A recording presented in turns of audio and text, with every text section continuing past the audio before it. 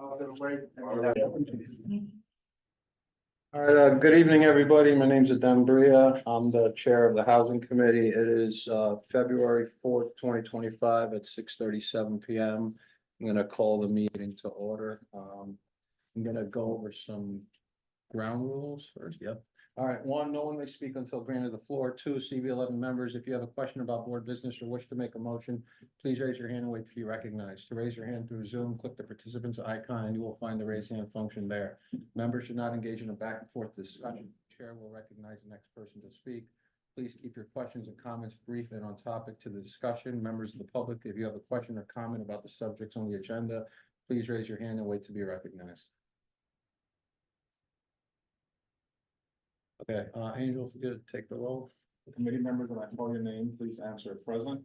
Stephanie Arroyo, Present. Adem Briha, President. David Giordano, Present. John Green, Here. Christina Johnson, Present. Wilfredo Lopez, Jessica Morris, Sure.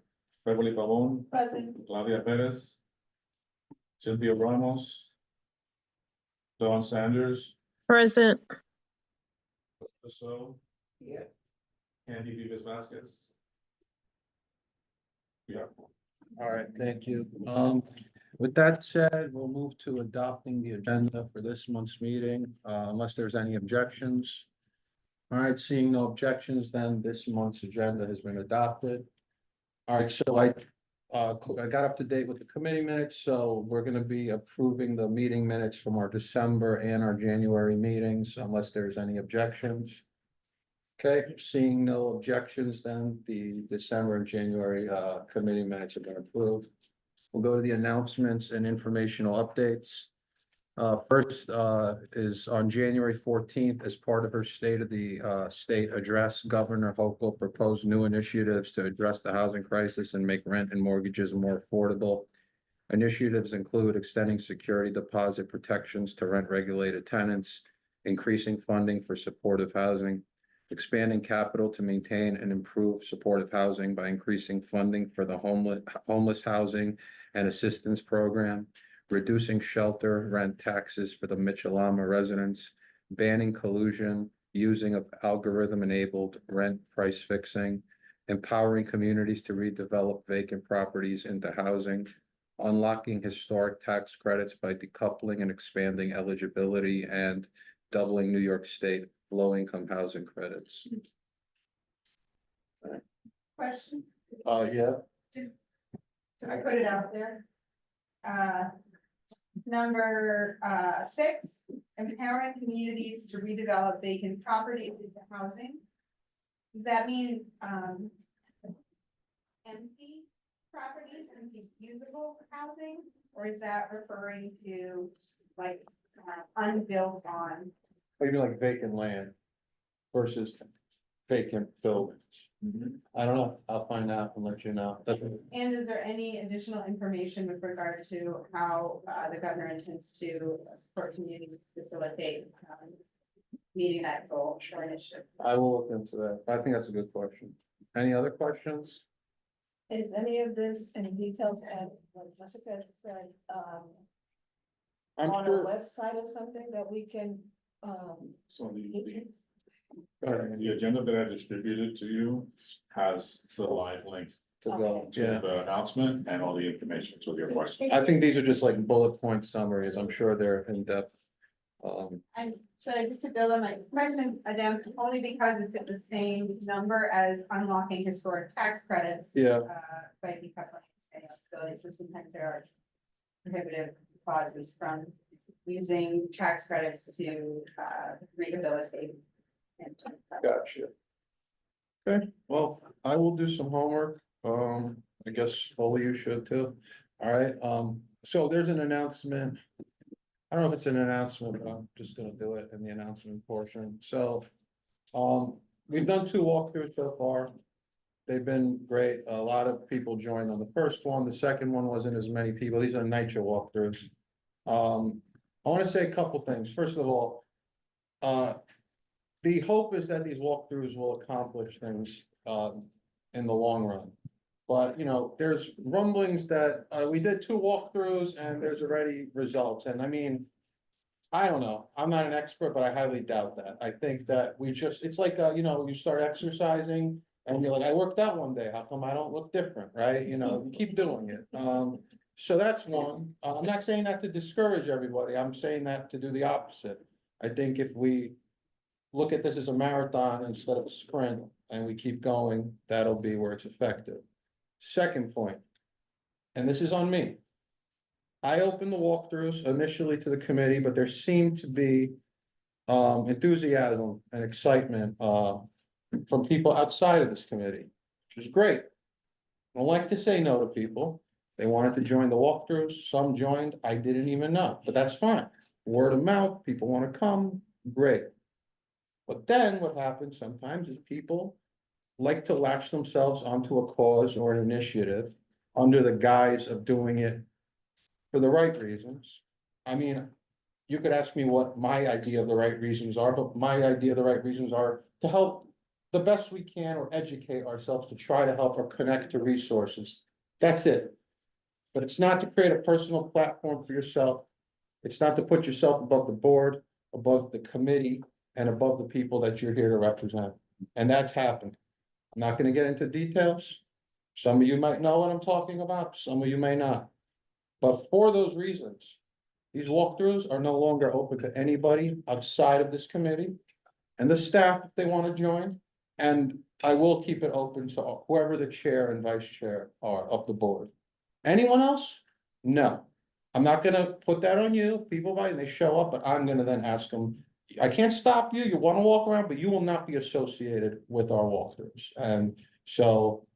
That's that, but that's my opinion, I mean, if there's anybody that has any comments or feedback or would like to say anything else, the floor is open.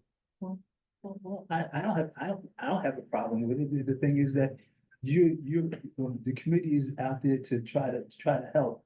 But the thing is, but when somebody's trying to make it part of their own personal, have their own personal agendas, that tend to make the whole effort look bad. That's what I think, thank you. I totally agree. Oh, I'm sorry. did you Oh, want- sorry, yeah, Christina, because you're a committee member, and then I'll. I agree with you, and it also makes people who are involved feel uncomfortable if they're not aware of certain situations that are happening. And so that nobody's feelings are hurt, people tend to just go along with it because they think it's the right thing to do. And it could turn out to be something that really ends up bad. So I agree that we should not allow anyone outside of the committee to join us. Thank you. Hi, so my name is Crystal Glover, and I live in Natchez. And I think it's wonderful that I get emails, number one.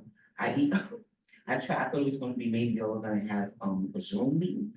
I tried to register for Zoom, but I said. For this meeting? Yeah. Yeah, you could have, there's, Yeah. yeah, But when I touched it, it says touch here to register, it didn't light up, it okay, wasn't blue. Yeah.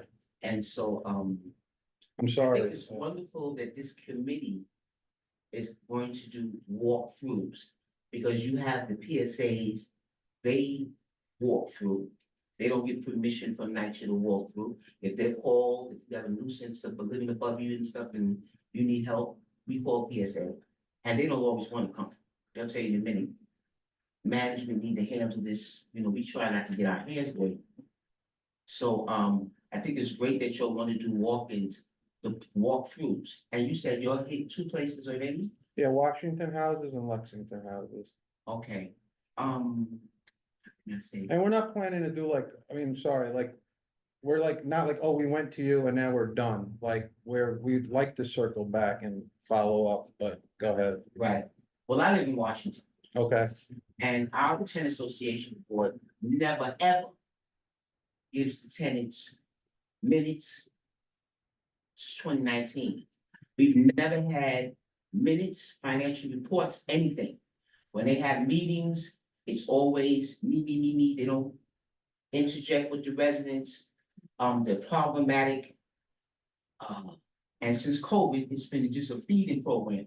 There are no interaction with tenants unless you go there and get food and unless they do part of their clique, we don't know what's going on in Washington houses. Our last manager, Mr. Labuda, who's no longer there, was giving out water last year. It turned into a fiasco because the TA, if I don't like you, you won't get no water. And so it turned into a fiasco. And so anybody that wants to question what I'm saying, I'm telling you facts. Our tenant association does not interact with residents. There are no meetings. When there's a meeting, the papers go up. If they don't like you, they won't put the phone number to contact you in their building. They embarrass you at meetings. The list goes on and on and on. And every time I try to contact resident engagement, I try to contact the CEO. It's like nothing. Recently, the CEO sent me an email. It wasn't a personal, I think it went out to all. Like a tenants. blast, yeah. And by me mentioning everything I just told you, the garbage that we experiencing in Washington houses, they call me back like that. And now they want to sit with me and speak with me, but I've been trying to reach them for 4 years. And all this kind of thing here. And so NYCHA really, I'm gonna say this and wrap this up. NYCHA does not have a safety mechanism for the residents. You have the senior, I forget the name that they call senior, whatever it's like the senior, whatever you call it. Then you got the youth programs with NYCHA, resident engagement. But the only thing these people do is interact with the leaders.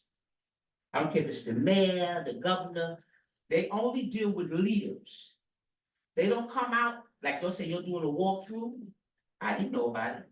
And so the tenant association does not have a meeting, like for instance, there was no meeting in January.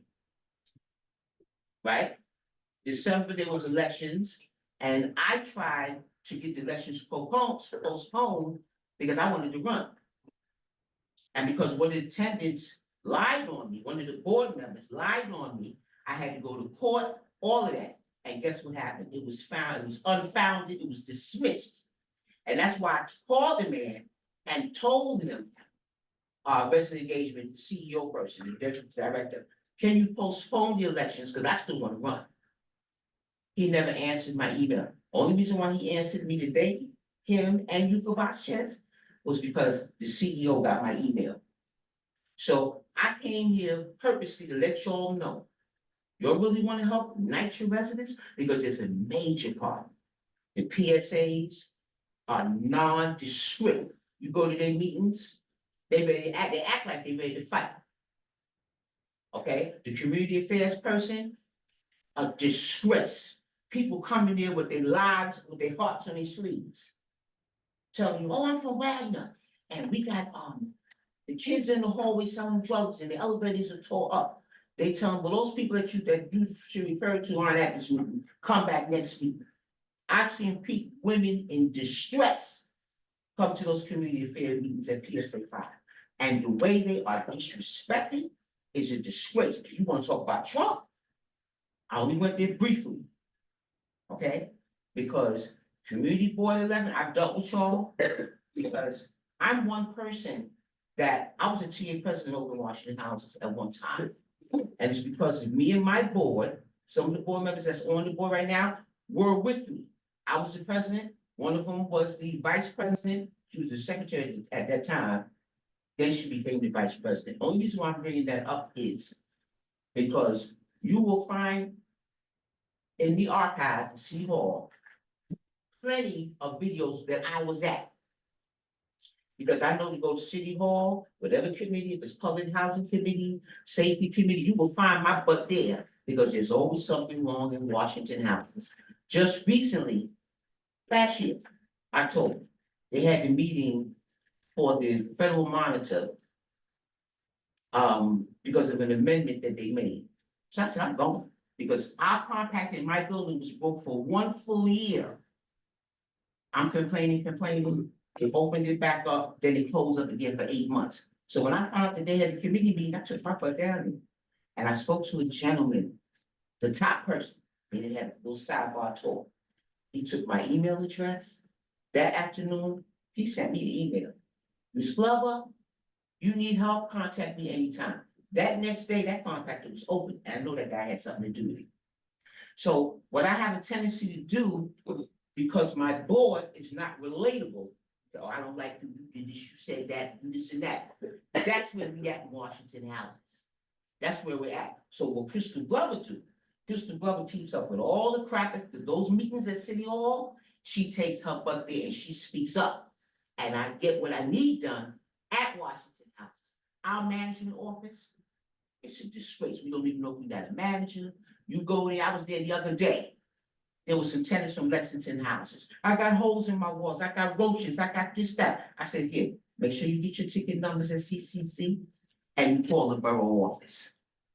Oh, thank you so much. They ready to kiss my feet. Took their numbers down. So this, I'm only saying all of this because if they say tooting your horn is whack, that's in the old days. This is the new days. And I'm gonna tell you, them NYCHA developments are a disgrace because the leadership is doing their own thing. They don't operate their bylaws. They do whatever they want. The TPA funds that HUD gives, tenant participation activity funds. When I was the president in 2011, it was 290,000. Now somebody can say that was a long time ago. It's 22,000 right now. I don't know what's going on. All you gotta do is go online, look up TPA funds for NYCHA. You get all of the money, TPA funds from the developments from A to Z. It tells you all the money that every NYCHA development has in their TPA funds. You think these TAs tell these residents what's going on? You think they bond with them? You think they're doing their job? No, it's becoming a feeding program since COVID-19. You come and get you a turkey, you come and get you this. No, I got a hole in my wall. My floors are torn. I got asbestos over here. That's what you're supposed to be doing. And because tenants don't get involved, they scared, they got problems, whatever the situation is, they don't want to get involved. And me, I talk to people, I tell them you do this, you go and take care of that. Oh, thank you, Ms. Glover, this and that. But let me tell you something, I may look like I'm love everybody, I'm a very selfish person. Everything I do is to make sure my apartment is straight. No, there's nothing wrong with That's what that. I do. And because I was raised in the 60s, my mother was, I can name politicians that she got elected. Judges. She was a grassroots home, stay-home mother when her husband went out to work. So that's what I did. Just loving people in general. And I thank you for the opportunity to speak. Anybody got any questions? Anybody got any saying that I'm lying and I'm not telling the truth? No, baby. No, I don't, I want it to be a, It's the truth. yeah, I want this to be an environment, yeah. Walkthroughs, the problem with walkthroughs is you're gonna be staying in your own lane. You're really not gonna be able to help people because, for instance, you may have people on this board that are tenant leaders. But if they're not helping the residents, how y'all gonna help?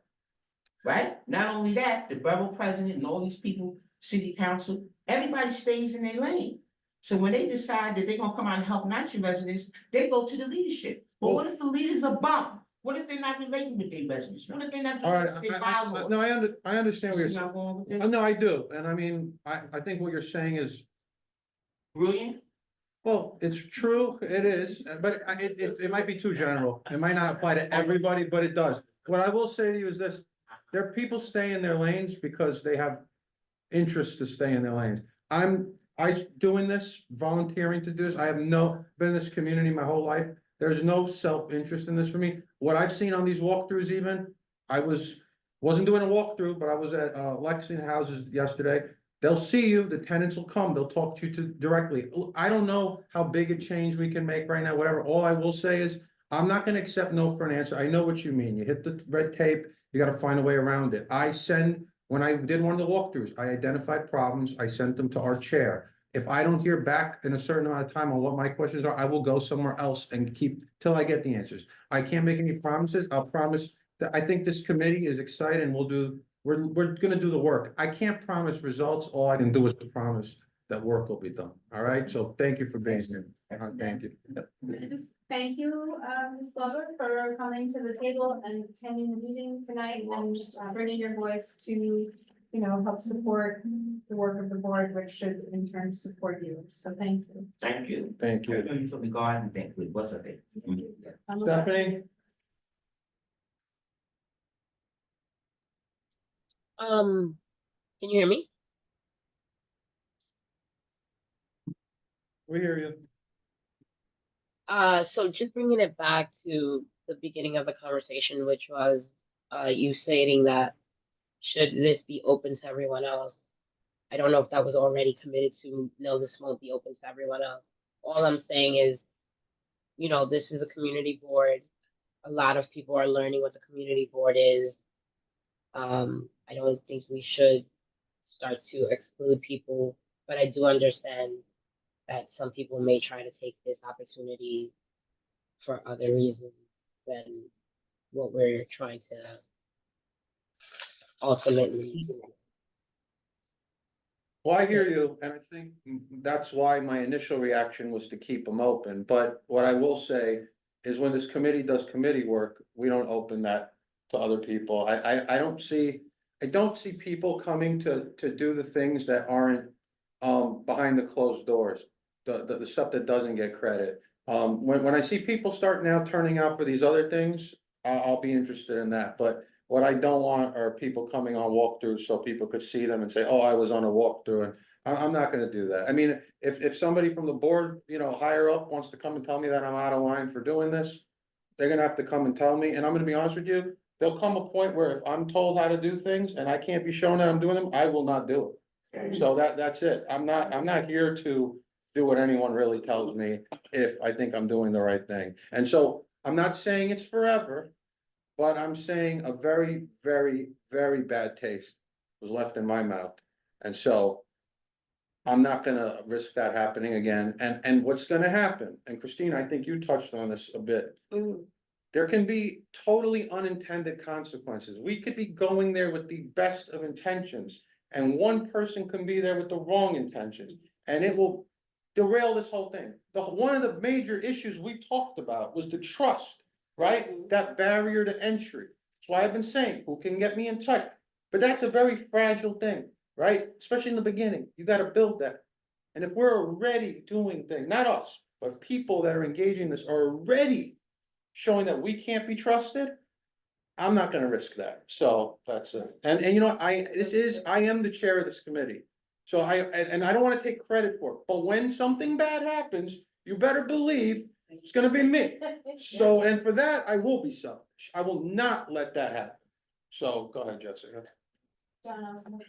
No. Well, I mean, I'm recognizing an order. So, yeah. So, one of the things that is really helpful in, reinforcing that trust building activity, and this is ultimately a point of clarification in how we have to operate technically, and I don't know what the answer is, but it's my understanding that if there are a certain number of committee members that convene for board business, there, you know, there are requirements as related to that activity, and I'm wondering if some documentation of the walkthrough is important to put on the public record for transparency's sake, meaning who was there and what was discussed, as a way to be fully transparent about what's going on when we're convening. And I know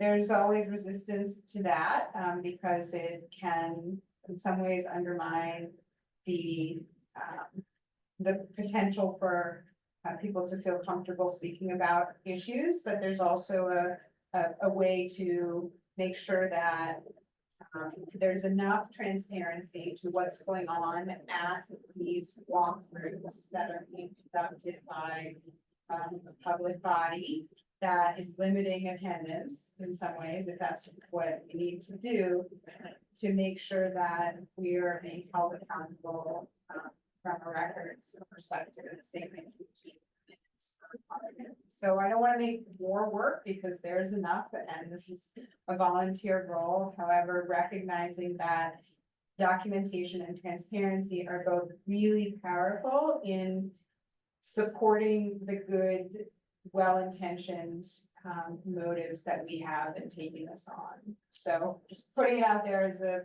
suggestion. I'll find out what the rules are and I'll follow them, but I don't want to get tied down in, because, and I'll say this, there was opportunities for people to do this, and nobody was doing it.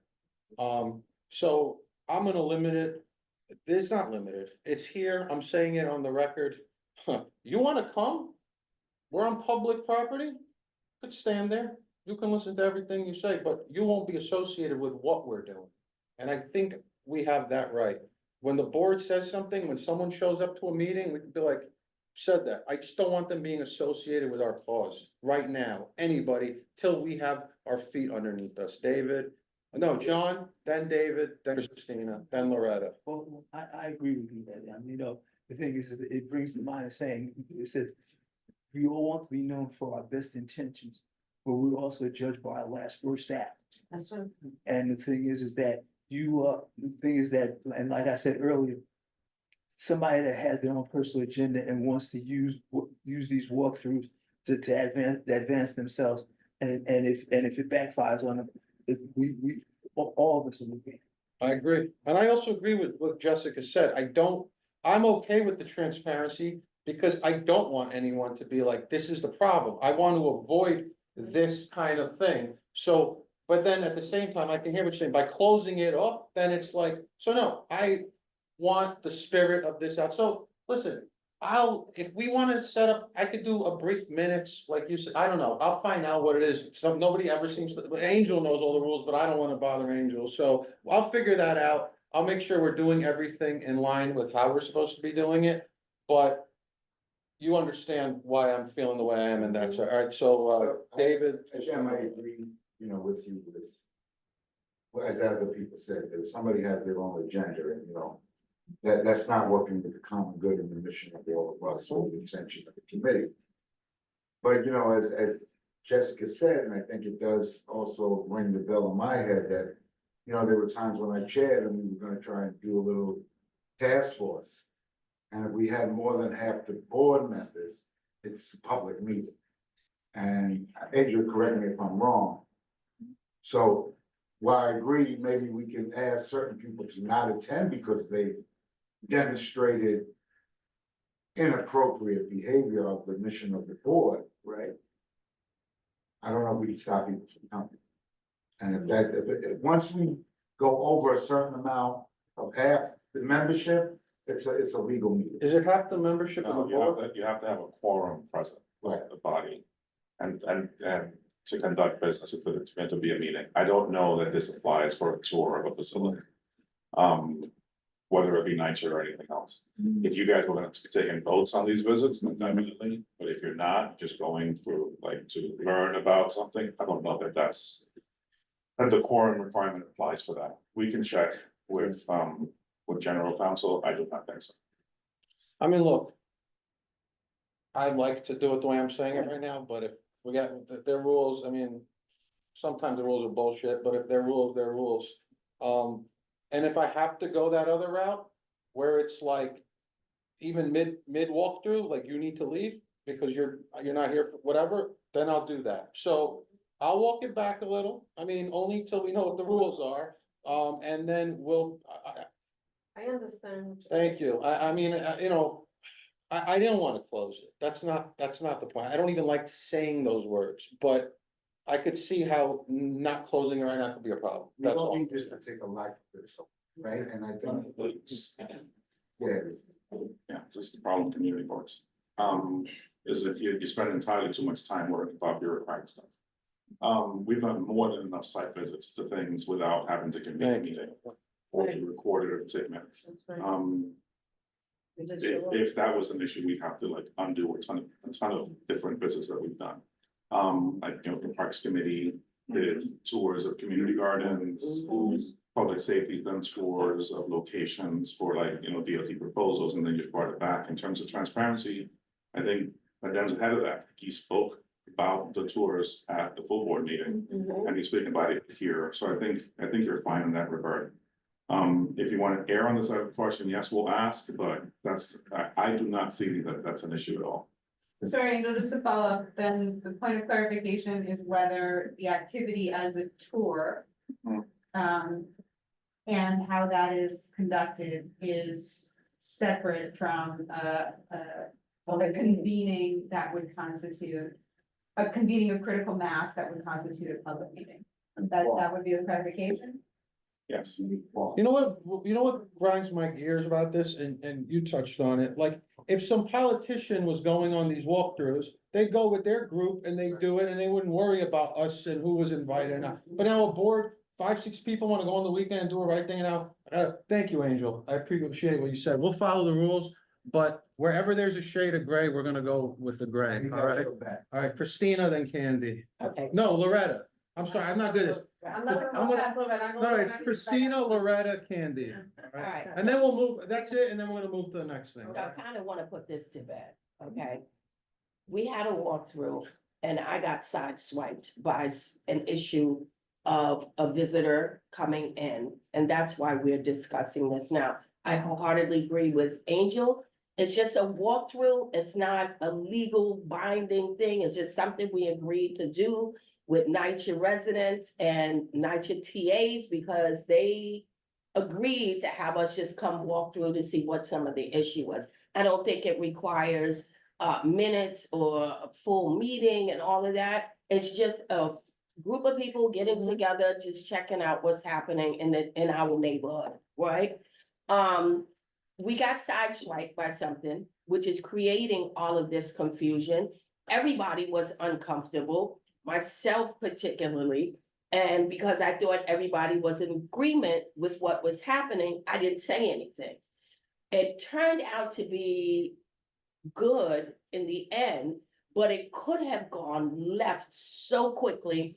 And it would have put my position in jeopardy, right? And I'm not okay with that anymore. I'm not okay with that. And so if we are gonna do walkthroughs, I would vote on the chair and maybe just this committee going on that, or even just 1 or 2 people from this committee going on the walkthrough with him. Because for me, I think the more people you get involved, the more things that are likely to go left. And that's not what we're trying to do here. We're trying to do good. And some people think they're doing good, but they don't think about the consequences of their actions once what they've done is passed. And I yield. No, thank you, and I wanna say, Beverly, we went on that walkthrough. It was, I thought a really nice, It good started walkthrough. out really well. It was, the walkthrough wasn't the problem, right? So Yeah, that, right. like, I just wanna address that, so like, Yeah. we had a great walkthrough. Mhm. Whatever happened, it's not, I don't want anybody to think it was like something terrible, it wasn't, it was just something, I don't really wanna like, I don't wanna get into that, but it's just something that, like you said, it could have gone badly, and you don't wanna have it happen, By all an right? issue. Loretta, Candy. Yeah, again, I thank you, Ms. Glover. Yes, ma'am. Okay, because I live in action too. Okay. But, and in terms of your information, again, like was said, it's not the general. You know, different nature development handles their situation, the residents different ways. But one of the things that I wanted to ask you, when you say only no one outside. So if I have members that are on my board, they could. No, they can be there, I'm sorry, like, and if, yeah, if we're on a walkthrough and the board members over here or tenants wanna come talk, I mean, that is literally Right. what we're there to do. I just mean, like, I'll give you an example, at full board, when I was transparent and I talked about this, I like go back and I like gave my number out like an idiot. And then people started texting me and I said, oh, great, like they wanna go on these walkthroughs. And then, just like naive, and then I'm thinking I'm like, well, why do they wanna go on these? And I could be wrong. But I'd rather be cautious, and now I had a little bit of an experience that tells me to err on the side of caution. Because again, this is like, I don't like how everything in this world now has to be looked at with some like level of suspicion, like. We gotta be transparent because we're doing this. I mean, I understand it, but like, could something just be like, yeah, we just wanna do the right thing and go, you know what I mean? Like, it doesn't have to, Candy, then I'll recognize you. So, I just wanna say, I. Loretta, yeah. Alright, I wanna make sure this one. Yeah, I'll finish. Go ahead. All right, Um. brief, and then we have yeah, a few no, more that's things true, to like do. you said, putting it to late to rest, but you know, I've been on this for a long time. And I understand where Adim is coming from. He's the chair of this committee, and every chair that's in the committee has their right to run their committees as they want. Anybody that is not, even if we want to speak on behalf of the committee or anything like that, we have to yield to the chair. And if we're gonna speak on behalf of the community board, we have to speak to the chair of the community board to say, okay, you can speak on behalf of the community board. You cannot go just because you're a member and say, I'm the community board. You can't say that because unless, and these are the protocols that it is city charter and it's on the bylaws, there's everything. I mean, maybe I've been on this community board for too many years, but I know that if I'm gonna speak for myself, if I'm going to a walkthrough, or I'm even coming as a member guest, because we're still a guest going to any other committee's meeting. We're still gonna sign in as a guest member, even though we're members. But we still have to respect the protocols of what that committee stands for, you know, and I think that, you know, we can't lose sight of ourselves and just think about ourselves to what we can get out of whatever it is we're gonna do. We're gonna do something, we're doing this, we don't get paid for this, especially on a Saturday and Sunday, which is really our own time. You know, I'm only sorry that I wasn't able to, you know, join you guys, but now, thank God I'm feeling okay, I can do this. But one thing is that we, you know, I'm thinking, the way we started out to plan this is that we're gonna go and check every nitrogen development to see how they're actually, the conditions of how everyone is living.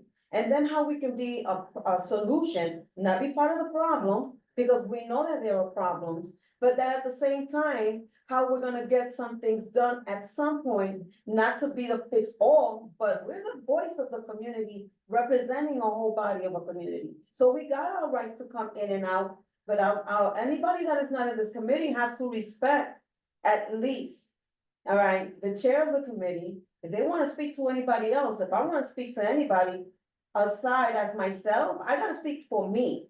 But I can't speak on behalf of the community board if I don't get that permission, all right, and that green light, not only from the chair of that committee, but also from the chair of the community board.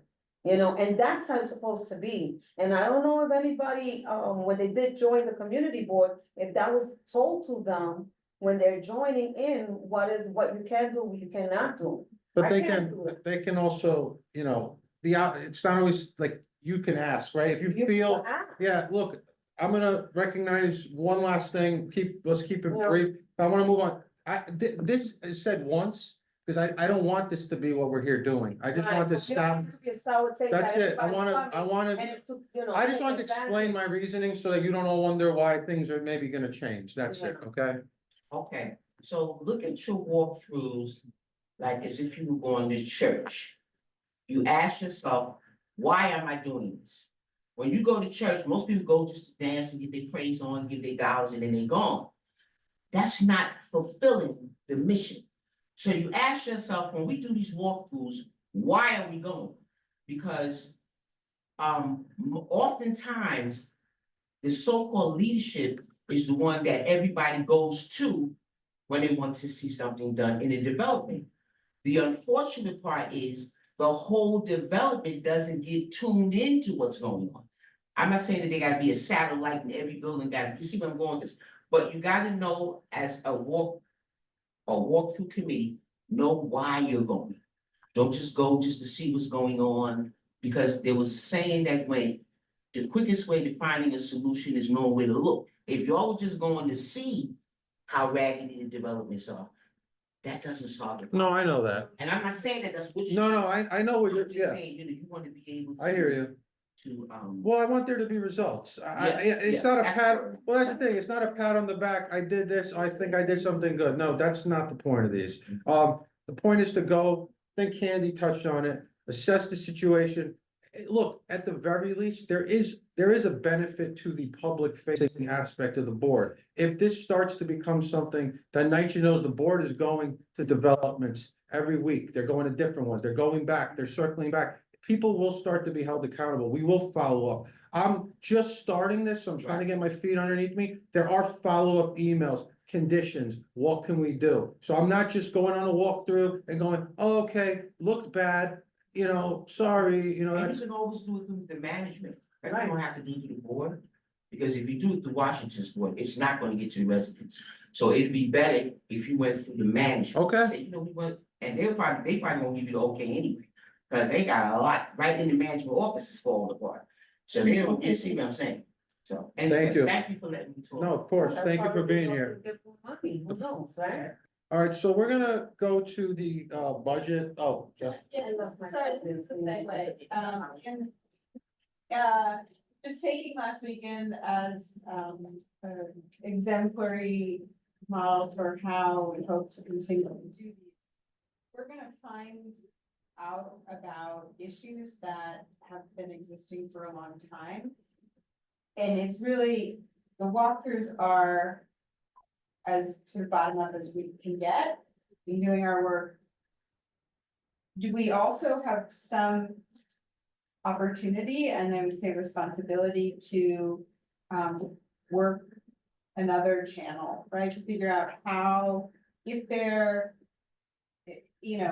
asking for things to be fixed and supporting those processes is one thing, and then at the same time, approaching things from another angle at some level, some person who has ears that understands we're doing some work, and, it's just, is there another point of contact that we can be, or another set of relationships that we can also? It could be our electeds. Right, well, no, It's I'm a thinking governmental within, within NYCHA. But we don't have, that's the problem, not that I know of, like, I don't know if there's been, and I'm not talking about now, I'm talking about like systemically, like if there's been gatekeeping, like that it's not like a chair can just go and talk, I don't know, I've been trying to figure that out. I had questions after my walkthrough of Lexington, I wrote them out.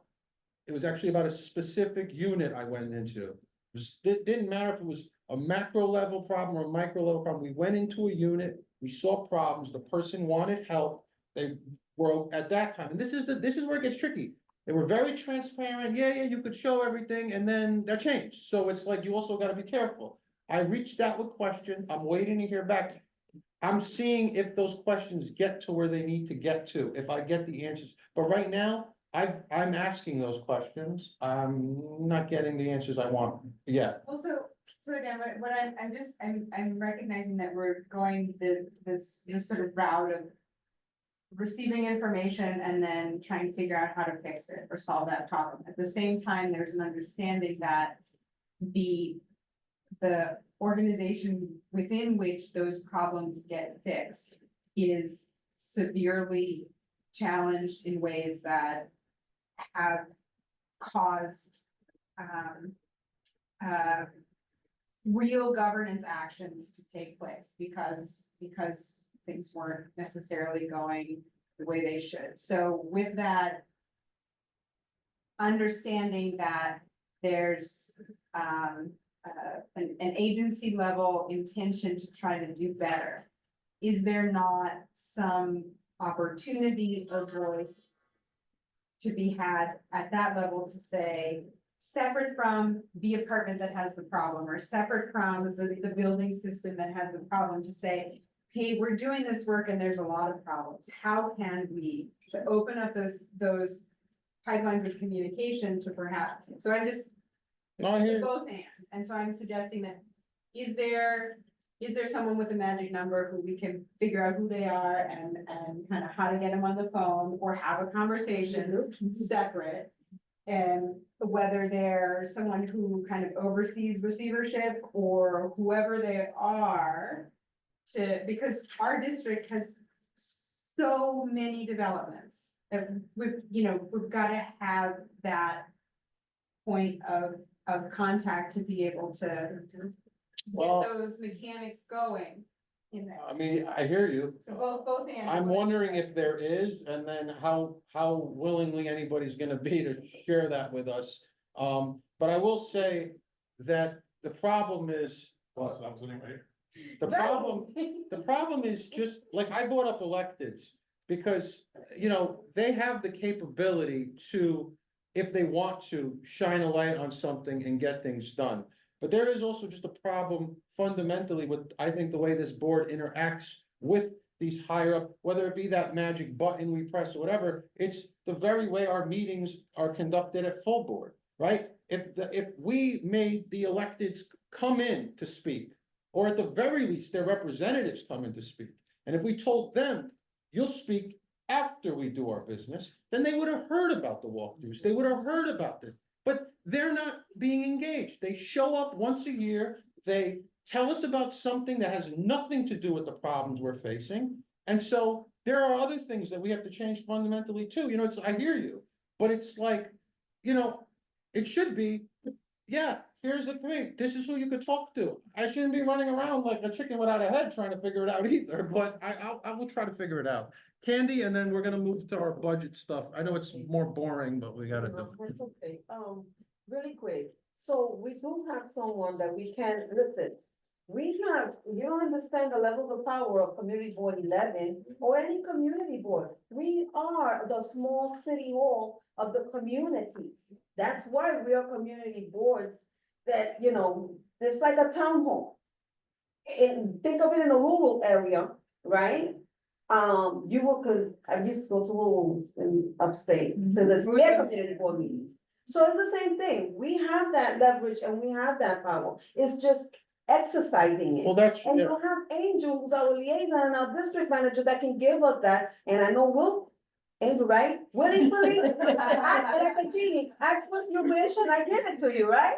I mean, I'm not trying to say you're a genie. I don't know, you know, But that's, what I'm trying to say is that you can get intergovernmental and bring them over here, once we do our walkthrough, and if that's the outcome you want, and say, listen, we went to this building, we've encountered, we didn't go to every building, but apartments, but we've encountered some issues that we saw. And we like to have them addressed, and how can we work as a partnership to make sure, because they're different, remember now, there's different programs in different housing developments. So that we don't have cookie cutters anymore, you know, because we have the ones in the pack, and then they're not on that list, that we have that tracking. Remember that we all got that tracking information, but when you look up some of the housing developments, they're not on that list because they're not any longer affiliated with NYCHA. We have to treat those like if they were private entities and hit that, you know, because they're still at NYCHA's responsibility for a different level. But if we get into governmental here and explain to them what we're doing and how our outcome has been based on what we've observed, you know, and we would like to see more of a quality of living and what else we want, we can do that. And this is where we can take it. This is the first step, you know, but we do have entities. And Mr. Honig, you can get in touch with him with intergovernmental. He'll come, he will be willing to come and speak to us. and I hope so. Yeah, go ahead, Angel. Thank you, Candy. So I'm Angel. I'm the district manager. That's literally Nice to my meet job. I know. Literally my job. So so when Adem and I spoke about these tours, there's a number of audiences to address a number of questions is what we have to think about. We have to look at this as a strategy where we're going to be hitting different things. And we have to be mindful of what the reasonable expectations are in terms of deliverables, right? So for us to expect that we did one thing and then somebody saw it and it got fixed, that's very unlikely. NYCHA has a long capital plan. They're not gonna snap to attention because we showed up to a thing. That's very unlikely. They might paint the thing while you're there, but you know, they're painting over mold. Like the systemic, real serious issues that y'all are gonna be seeing and getting an appreciation for in these tours, right? And reporting back, and we're gonna document that. And we'll communicate that with the district manager to intergovernmental, to the elected officials, you know, when it's necessary, to NYCHA directly, more broadly, through our budget process. Like, we drop our ideas in a number of different places all the time, right? Like, some things are, the needs of NYCHA frankly go from painting a thing to completely changing its management, right? Like, it's everywhere across that spectrum. So I encourage you to continue these tours, this with NYCHA and these with the private stuff, to get a better understanding for yourselves versus hearsay. My cousin said that the thing's broken. No, you're seeing it. Like, we saw it. That's We were right. there, right? Like, them shared some pictures and it's appalling what the conditions of some apartments are. Other apartments are fine, right? It's important to feel that, to smell it, to be uncomfortable, to document that, because that's gonna motivate you in your advocacy to all the different places you're gonna be advocating to try to get resolution, right? Some of the resolution is a wall painted, some of the resolution is this whole thing needs to be torn down. Then, and everything, I was telling them this committee in time has to think about, consider, despite the passions, all the possible remedies that could be brought to address the severity of the issue with NYCHA. NYCHA's not a paint job. NYCHA's a disaster. And it's gonna take so many billions of dollars. It's why I was always hesitant to approach NYCHA without, careful consideration, because the residents of NYCHA have been met with enough. They've seen enough white papers, they've heard enough well-meaning people, they've heard it, right? I met Crystal years ago when Bloomberg wanted to do his infill stuff and Crystal's there with a construction hat, right? Remember? So like they've heard it enough and they're patient and they're exhausted. So, this is being well received, that people are seeing that we're coming with good intention. We just want to learn so that we can help in any way that we can. So I think that's something that we need to communicate out and also understand, internally, that we can't have the expectation that that's gonna happen. It just isn't. So some of these constituent issues, right, like, John Doe is in apartment 1A and she has a broken toilet and you guys confirm that and you go and you relay it to me, I'm gonna contact NYCHA, be like, hey, this toilet's broken, right? And I'm gonna make those calls and keep expecting, and sometimes that may be resolved, or sometimes that may become a bigger problem, then now we're like, oh, these jerks aren't answering at all. So that's gonna elevate it to a letter to over here, to a meeting with, whatever. And that's how all these things work, but in terms of like, to think answer what Jessica was getting at, like, do we have a person? Yes, that's me. And then my job, literally in my description, is to be connected with all these intergovernmental people and build those relationships so that I can get responses. Something that I ask all the time because it actually impedes me from doing my job, and this is a challenge for every district manager, is that when other people are calling the intergovernmental person, that kills the contact. Right, like, I won't name the agency, but there's an agency right now that I have zero contact with, no matter how many times I call, because they got killed from people calling it too much. That's a problem. So then when you guys say, hey, Angel, can you call such and such? I'm like, I'll try, but they're not gonna answer, right? So then now I'm handcuffed that I can't deliver for you. So, we'll work through the district manager and, maybe loop in a person or two, and I'll have a dem, since it's the chair of the housing committee, be the point person. You guys all communicate to him, he and I work together, and we'll try to deliver for you all. But so the answer is yes, but there's many different things. Okay. Just one of the things from just my own experience, my daughter lives in Montreal, NYCHA, and the plumbing. I mean, in so many NYCHA facilities, it's always the plumbing, right? And I think maybe that's also, like even when we were walking through, right, every space where the elevator and the entrance all had the same leaks, right? I mean, so we screwed one thing up, we screwed it up 100 times. Maybe those are some of the things too that can even join communities, right? And addressing some of these issues, because like, I can't tell you how many times my daughter's had her bathroom broken up and fixed, and it still comes back, the mold and all that stuff, right? So those are common things that we might be able to touch on. First, let's make our own assessment, and we sure got more NYCHA than anybody in the city. Yeah, we definitely. Right? And then reach out to other communities. Maybe that's the long-term thing, is, sometimes there's, again, power in numbers when we have it, one community board versus 7 communities, right? The problem too is like, we meet once a month as a committee, right?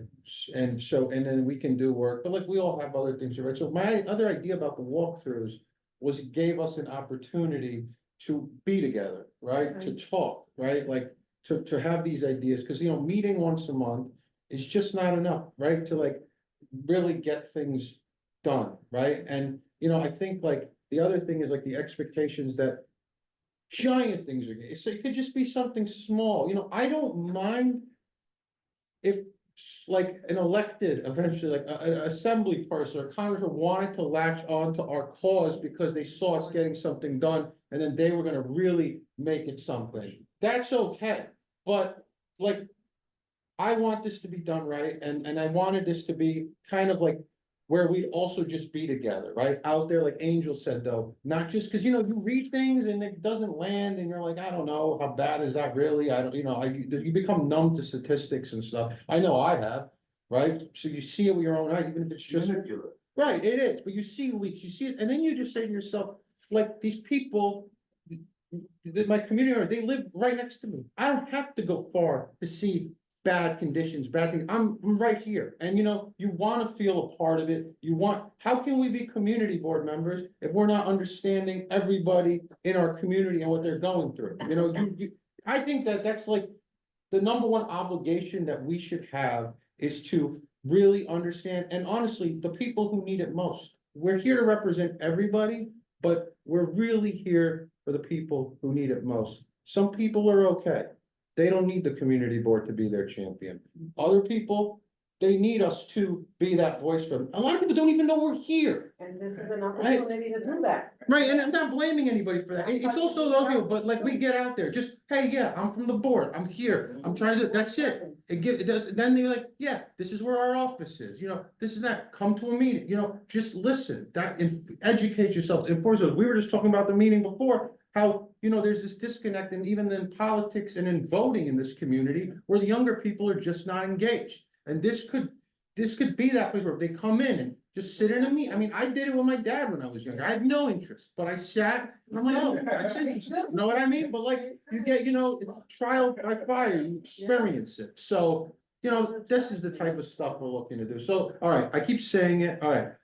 All right, I'm going Angel, Beverly, Jessica, and then budget. This is why I warned you about that, It's okay. right? I don't mind. It's a lot, right? It's the biggest ocean liner you can think of on an angry sea. So if you're thinking it's just gonna spin around, it's not gonna spin around, and that's not to discourage.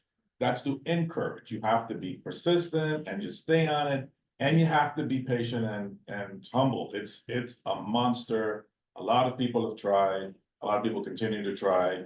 Like, and I only say that to encourage you to remain vigilant, but don't get discouraged by something not happening immediately. It's just not the deal. The example that David brought up points to a major issue with NYCHA. An elected official, right? You get some elected official comes, talks so big. I'm gonna give them X $1 million. It's gonna sound like a lot of money because I don't have $1 million.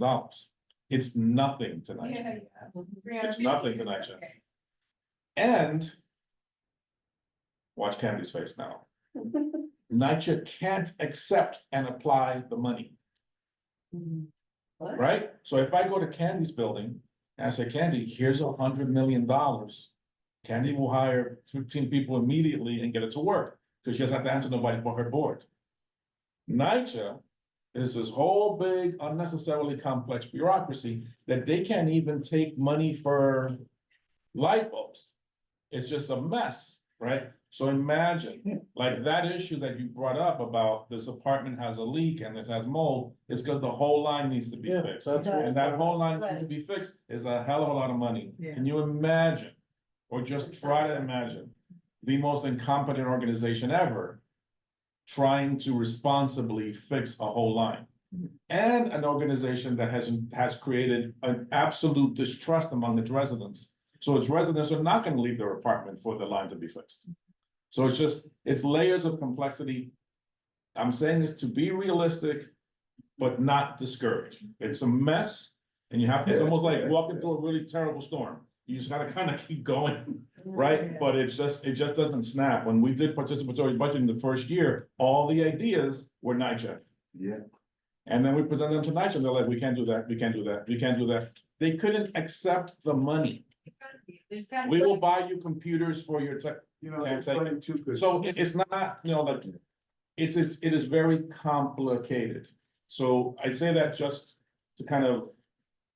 I don't, I'm saying encourage and discourage at the same time repeatedly, but it's like, like, it's important to know.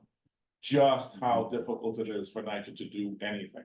Right, unless, can I just say one? Yeah, you can say whatever you want, you're the boss. No, he's the point. I just wanna just put clarity that, okay, like, for example, over at Johnson's, we got money right now as we speak for the boilers. That came from the state. And, we received money from discretionary money from Diana for the center. Of course, that's for everybody through the YCD, which the YCD is the one that's actually, that's where I'm saying the funding is coming through. But the whole thing is that everybody, I'm not gonna speak for every community, I'm just gonna say my experience. We deal with the management and the contractors. Our challenges, the section 3, okay, the job workforce. We wanna make sure that they have and improve the people and the residents to be able to get employment. Like what we do here, we want that workforce that we wanna have, equal share of opportunities with employment. And that's where we hit the stumble with the contractors. Most of the time, the problem here is that NYCHA only wants to get people with the lowest bid, but that's what's ruling. When we wanna get somebody of quality, this is where we gotta actually look at when they're having their board meetings and who they're actually contracting and seeing, what is their history. What we started to do was with the boiler, because that's major and it's full, and they're doing the boilers right now and gas risers. So some people are staying without gas, so like that they can, fix the whole lines. The challenge is that if one tenant is not there, guess what happens? Work stops. Everything stops, Mhm. So the participation that if somebody says, I'm out, I will be back, they don't come back, everybody else pays the price, right? So sometimes we got the lack of participation from the tenants, but the contractors are the biggest problem. That's where the money's being lost at. So if you're not on top of those contractors, they know where you're watching them, and the management, it's like everybody has to, I don't know, like I said, every place works differently. But, knowing the fact of where it was coming from and the fundings and everything, we decided to go to Brooklyn, where that contractor for the boiler did the work, and in the Bronx. We wanted to know where they did this boiler and whatever, and see if it worked for everybody. What was the outcome and how they did the fluid and all that kind of stuff that we wanted to make sure. We're not gonna look like a war zone. You're gonna fix the area. We wanna make sure you have enough money in contingency that we don't wanna hear you don't got the money to finish it. There's a lot of things, but guess what? A lot of people don't know what to look for, or what questions to ask, or anything like that when they're gonna sit down with the contractors and management. If you don't ask and you don't say, I wanna be at that meeting, you're just. I mean, you have to be proactive, but you have to be made aware too. It's a balancing act, But when they can't get in, actually can get access. So that's not even a problem. If they doing something that's gonna affect that whole line, all they gotta do is put it in by me, Yeah. That's what I heard too. That is true, You give us access. but a lot of them. Where we're gonna go in. Right. Go in. Yeah, I mean, which Right. is reasonable to an extent. Something gets stolen, If we have a you're gonna liability. hold 20 people up, I don't know. Yeah. It depends. It's not always done in the spirit of how it should be. All right, Beverly, Jessica. I just want to piggyback on what, I'm sorry, Candace said, we have to know let's work with what we know about NYCHA on when they do take over work. Let's start from here. A tenant comes in and say, I have to make a report because it's leaking in my bathroom. They have to do a work order or a ticket. That ticket needs to be filed. I mean, if they have to share that ticket number with us or with a group or somebody who's gonna come and follow up, do that, because they're not the only person, because I know like NYCHA was probably saying, oh, that tenant is, oh, this just them calling. But more people calling and on that specific ticket number. Yeah. That we know that this was put in on this day. We know that we gave you a week what's the status? And start following that ticket number. Now, when it comes to the contractors, Candy is correct. Find out who those contractors are. Get their telephone number. We know that you got this job to do this on this particular day. Why weren't you there? What's the status? That's how, we have to work with what NYCHA has already in place. So just push that envelope even more so. Right. Don't ask them for nothing else. We're gonna work within what you got and what you have already in place. Yeah, but you gotta have leadership that really care. But not just. That's where it Right, that's true, but if it's not That's where it just starts. leadership, like the board here on the task force. Oh, like the tenant that we went to, what was the ticket numbers that you had?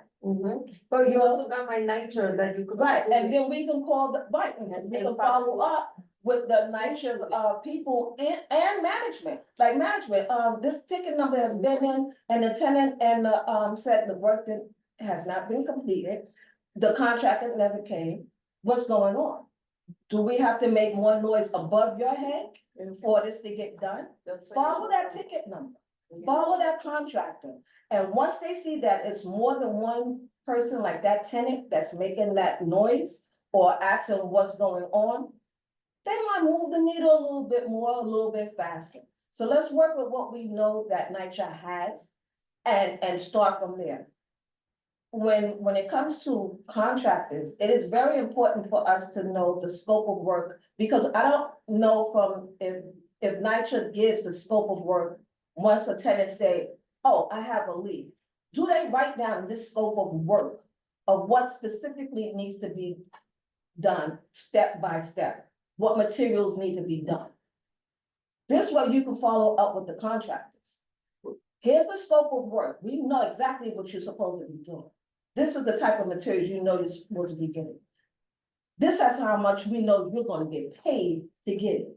If you're not getting paid, if you don't do this work, you're not getting paid. I've stopped a contractor working on a roof, not get paid with HPD. Because every time we went up to that roof, we see that when it rained, and it was so good that the weather was, it was raining. So you see these little pockets, which gave you some suspicion that later on it's gonna be a problem. I said, that pocket's not supposed to be here. This is a new roof.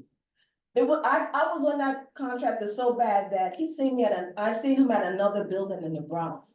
And I said, oh, hi, he said, you don't work for this building, do you? I said, Yeah, that's how you gotta get I it. said, no, I just want to say hi.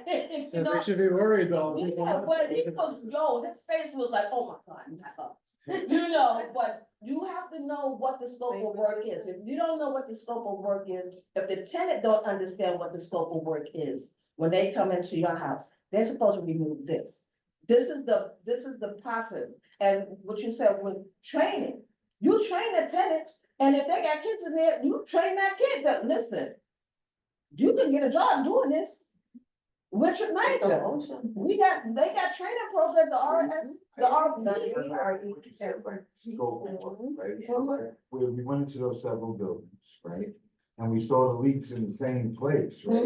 So the scope of work is not just let's cover up. Right. The sheet rock, cement, or whatever it is. Right, It's, we have to do something with the pipes. right, And if we don't do anything with the pipes, right, then a few months later, we gonna be doing the patchwork. right. The scope of work is not patchwork that's needed, the scope of Right. work is. Is the picture, is. Right. This And they're not fixing, it, right? Right, And you know, it's funny, because we deal with the same thing in DOE.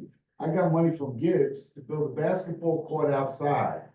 And normally if it was my center, we would have already had it built already, right? No, now it's gotta go through school construction authority, and now that's not a priority. So it'd be 4 or 5 years before we get, so even the kids that are no longer gonna benefit from something. It's gonna be a whole new set of kids, Right. yeah.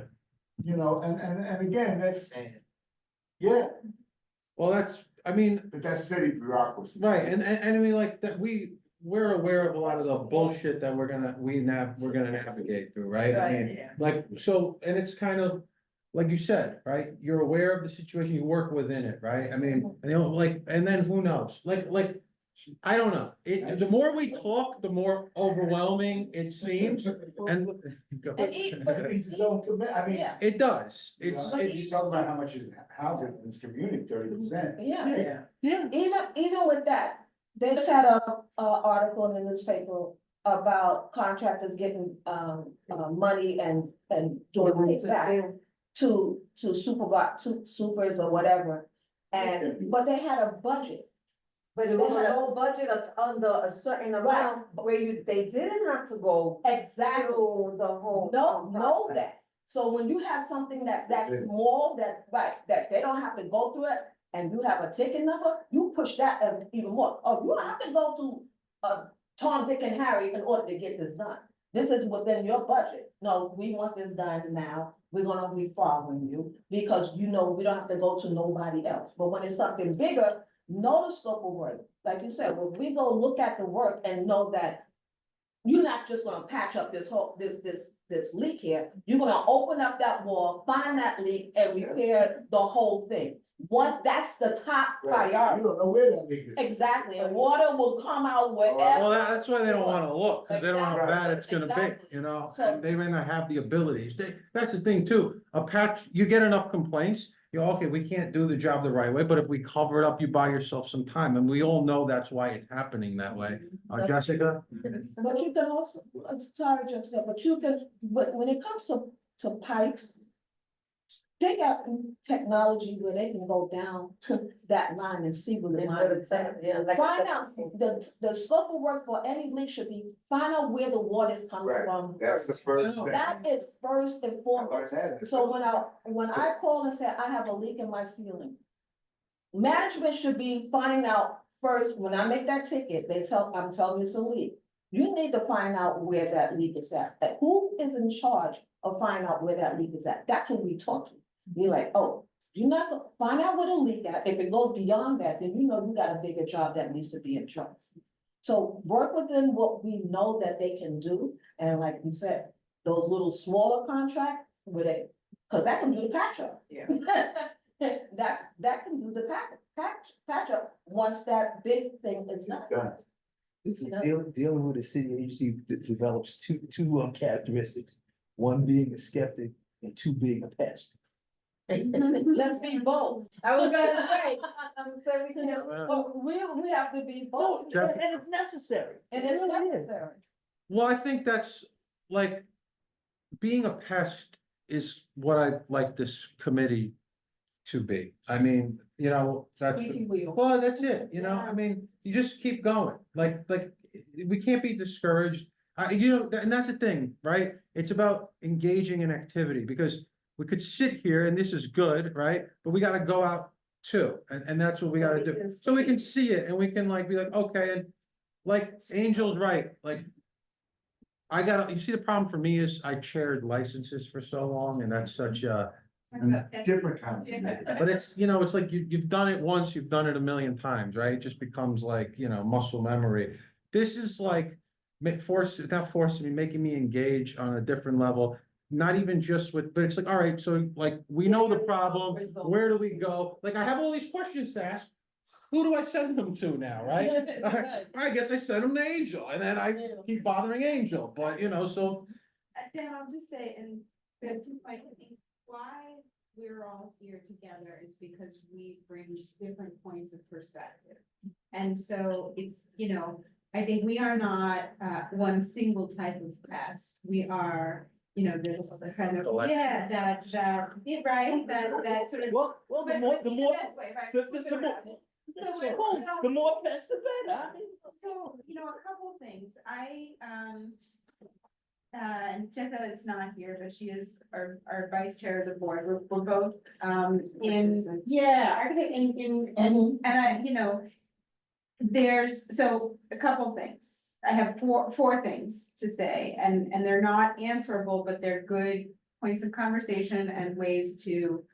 Continue to attack this set of challenges that we've had, that I think there's a commitment to make some progress on. For us, and then as the executive of the committee, that's then for you, what are the goals, right? And how often do you want to revisit what are our goals? Have we met them? Is it to conduct walkthroughs? We met, starting to do, so I think acknowledging small wins along the way that we're doing the work is important. At the same time, recognizing opportunities for saying, wait a second, what are the goals? What are we trying to achieve here? Second point is, David, I think you made the leap from a leap to building systems. And systems level fixes are capital and difficult, and it comes back to this issue that comes up all the time in delivering any sort of repairs or architectural services, and that's this running into issues of scope creep. Right, and it is perhaps the way to the solution, but it is the thing the contractor wants to avoid, the manager wants to avoid making a bigger problem than you can fix. But the problem is so big that, and we know that. So, I think from what I understand about the way that the good folks in NYCHA who show up every day to do their very best job within the capital project delivery team, there must be a unit there that does building systems analysis to identify where that line is that needs to be replaced to solve the problem. And I think we want to have a conversation with them. And at the same time, I'll also kind of put this towards the budget conversation we're gonna have. We want to know how we can advocate for those seemingly small projects that would impact a whole line of residents to have some priority, to have some improvement in project delivery, which goes to procurement and the efficiency of delivering on some of these capital projects. If it takes 10 years to get there, then that's too long. And I think the city is starting to realize in how they're doing business procurement, the lowest bidder is not best value. And there's been procurement reform in parks, right? Being able to deliver faster. And we know that EDC gets things done much quicker than parks or whatever, because of, their mechanics are built in a certain way. Where NYCHA is kind of, and this is the money question of procurement, how do you accept, how do you find a way to be able to get things moving? And I want to acknowledge Andrew stepped out of the room to let us do our thing, I think, right? You see, sort of like speak your piece.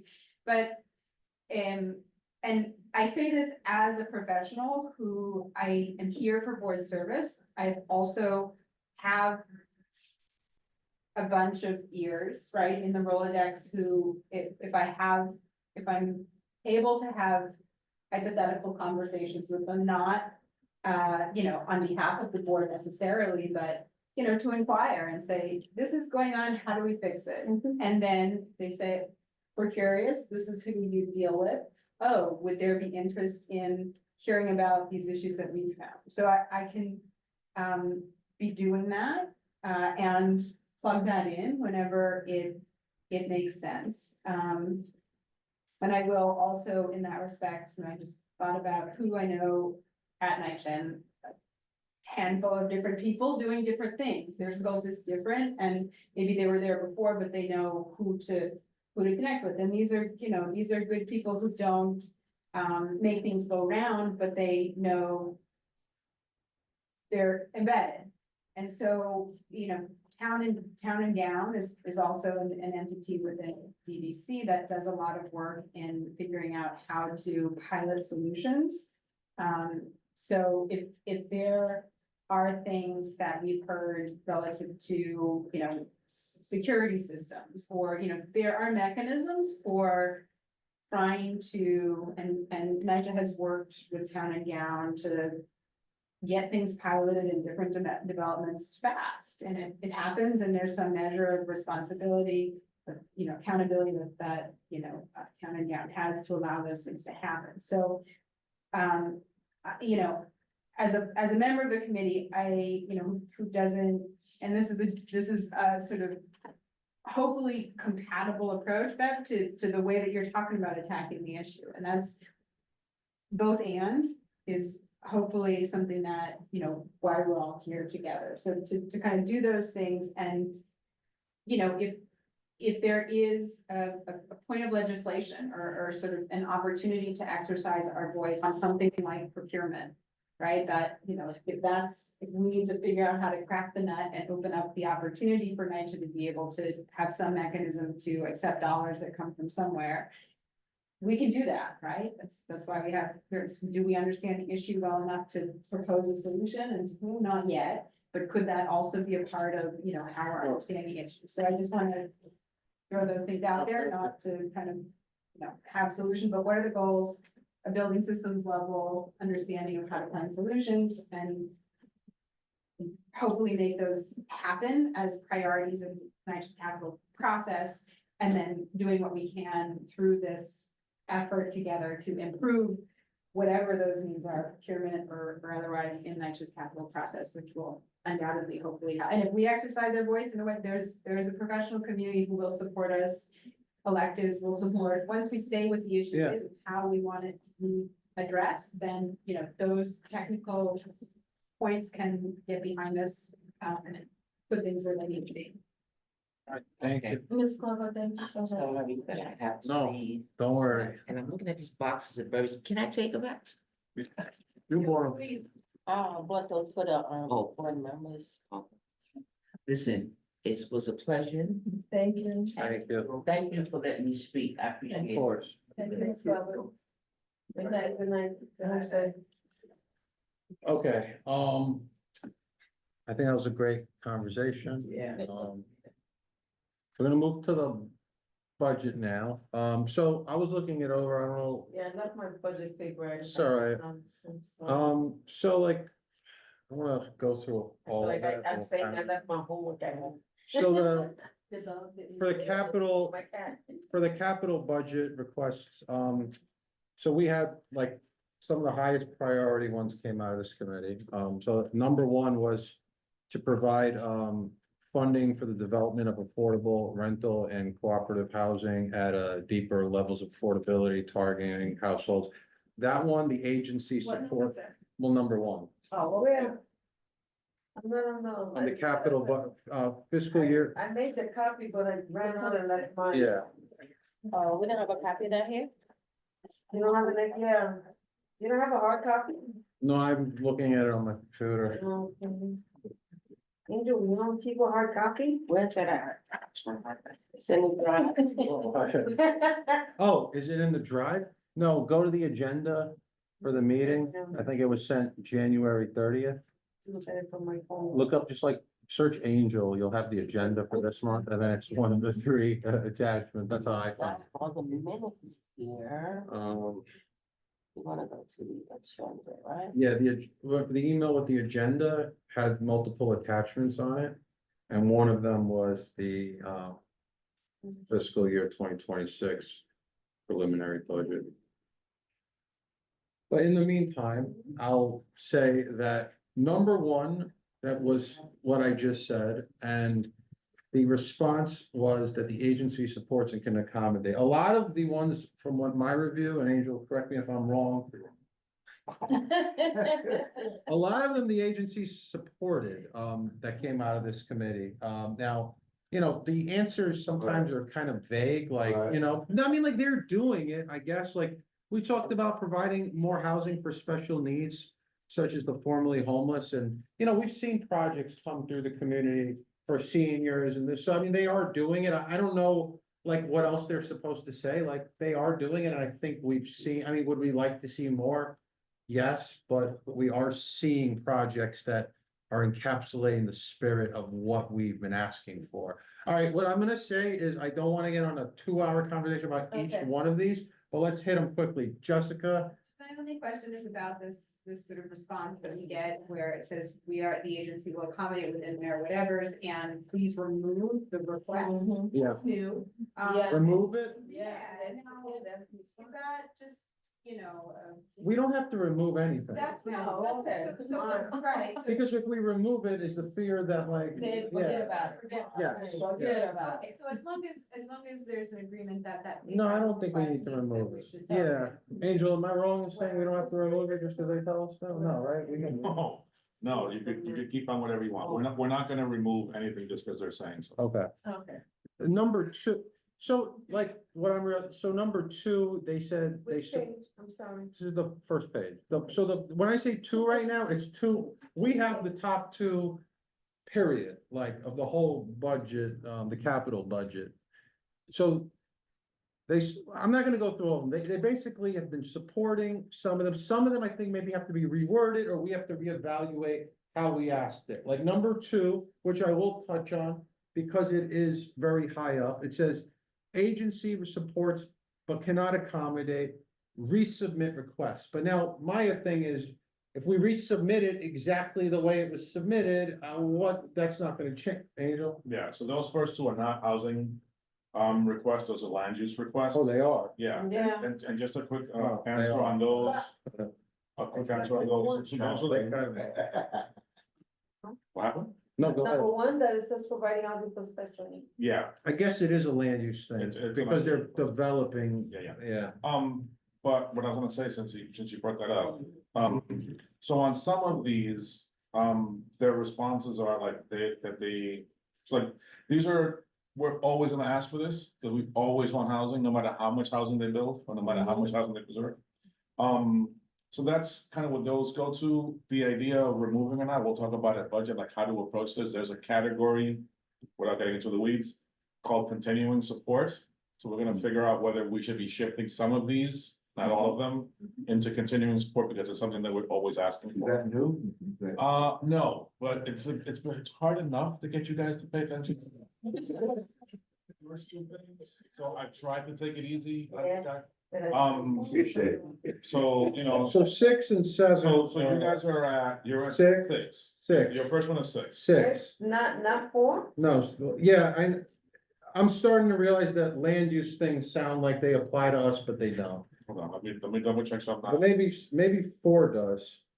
Yeah, Provide- because Yeah, loan programs, that would be yeah, us, that's right? housing. That would be Because us. there's already, buildings already done, no? Yeah, you might be right. Sorry. Provide No, expanded so use loans. give me a second. Four, yes, 4 and 6. Okay, so 4. Well, they support. Oh, look, I showed you, like I'm supposed to memorize it all. The big thing. Beat that, like, you're the encyclopedia, but also, never mind you. I mean, 4 it seems, I don't know, yeah, I mean, they said they support it and they can accommodate it. They say remove it, we don't have to remove it. They said HPD is constantly adding newer rehabilitation and preservation projects to its development pipeline. Please do not hesitate to identify buildings that would benefit from such efforts. I mean, But So also, at this point in the exercise, we're not removing anything, that's later. Right now, we're just responding to what they said to our different. so Angel, correct me if I'm wrong, but if they're saying that they support and accommodate it, is there really any reason to then change the way we've worded it? No. Those should stay the way they are. Yeah, and that's like, you can make a note for later, but we're not doing any changing of language now. Okay, Now, at this point, what we're saying is, like, let's say you guys had 10 requests. You pick the 5 or the 3 or whatever that you want to highlight, that you really want to speak back to in the response to the preliminary budget, say, look, this particular thing is important for this reason. We really think that you should be funding this, blah, blah, blah, blah. okay. The ones that they're doing, like, you don't have to bother with thank yous. However, outside of that written response, there's another thing you can do, and that's why the numbers are up front, is contact the agencies and ask for clarification. So on this one, I would say, I don't know if they get to bother in the written response with this one, but I would make a note of this and call HPD and say, okay, we appreciate your response on this. How was this done in Thank fiscal year you. 25? yeah, So that we know that, okay, they did 1, 2, 3 Main Street, 4, 5, 6 Main Street, 7, 8, 9 Main Street. That make sense? Yep. yeah. Alright, so, and let me just, the ones they say they can accommodate, we shouldn't mention those. We should only be mentioning the ones where they are kind of pushing back and not doing it, right? I wouldn't, but you certainly can. if you Okay, want. no, I that's don't what, wanna dictate what you do. but, Yeah. like, that's- alright, so I mean, 4, okay, yep. So like on the till one, Yeah, that's, Until yeah, what, I would want to speak to them and get clarification as to where they are. okay, Yeah. Because it's always gonna be the same. Number answer, 6. And we're gonna be waiting 10, 12 months. We should be calling them in between, like, okay, where are you on this? Are you Okay. 5% there and nothing? good, go ahead. Right, and also, to piggyback off of that, regarding number 6, which is the TIL program. Their response is still building, in the agency's pipeline to convert to ANCP program, but that's not true.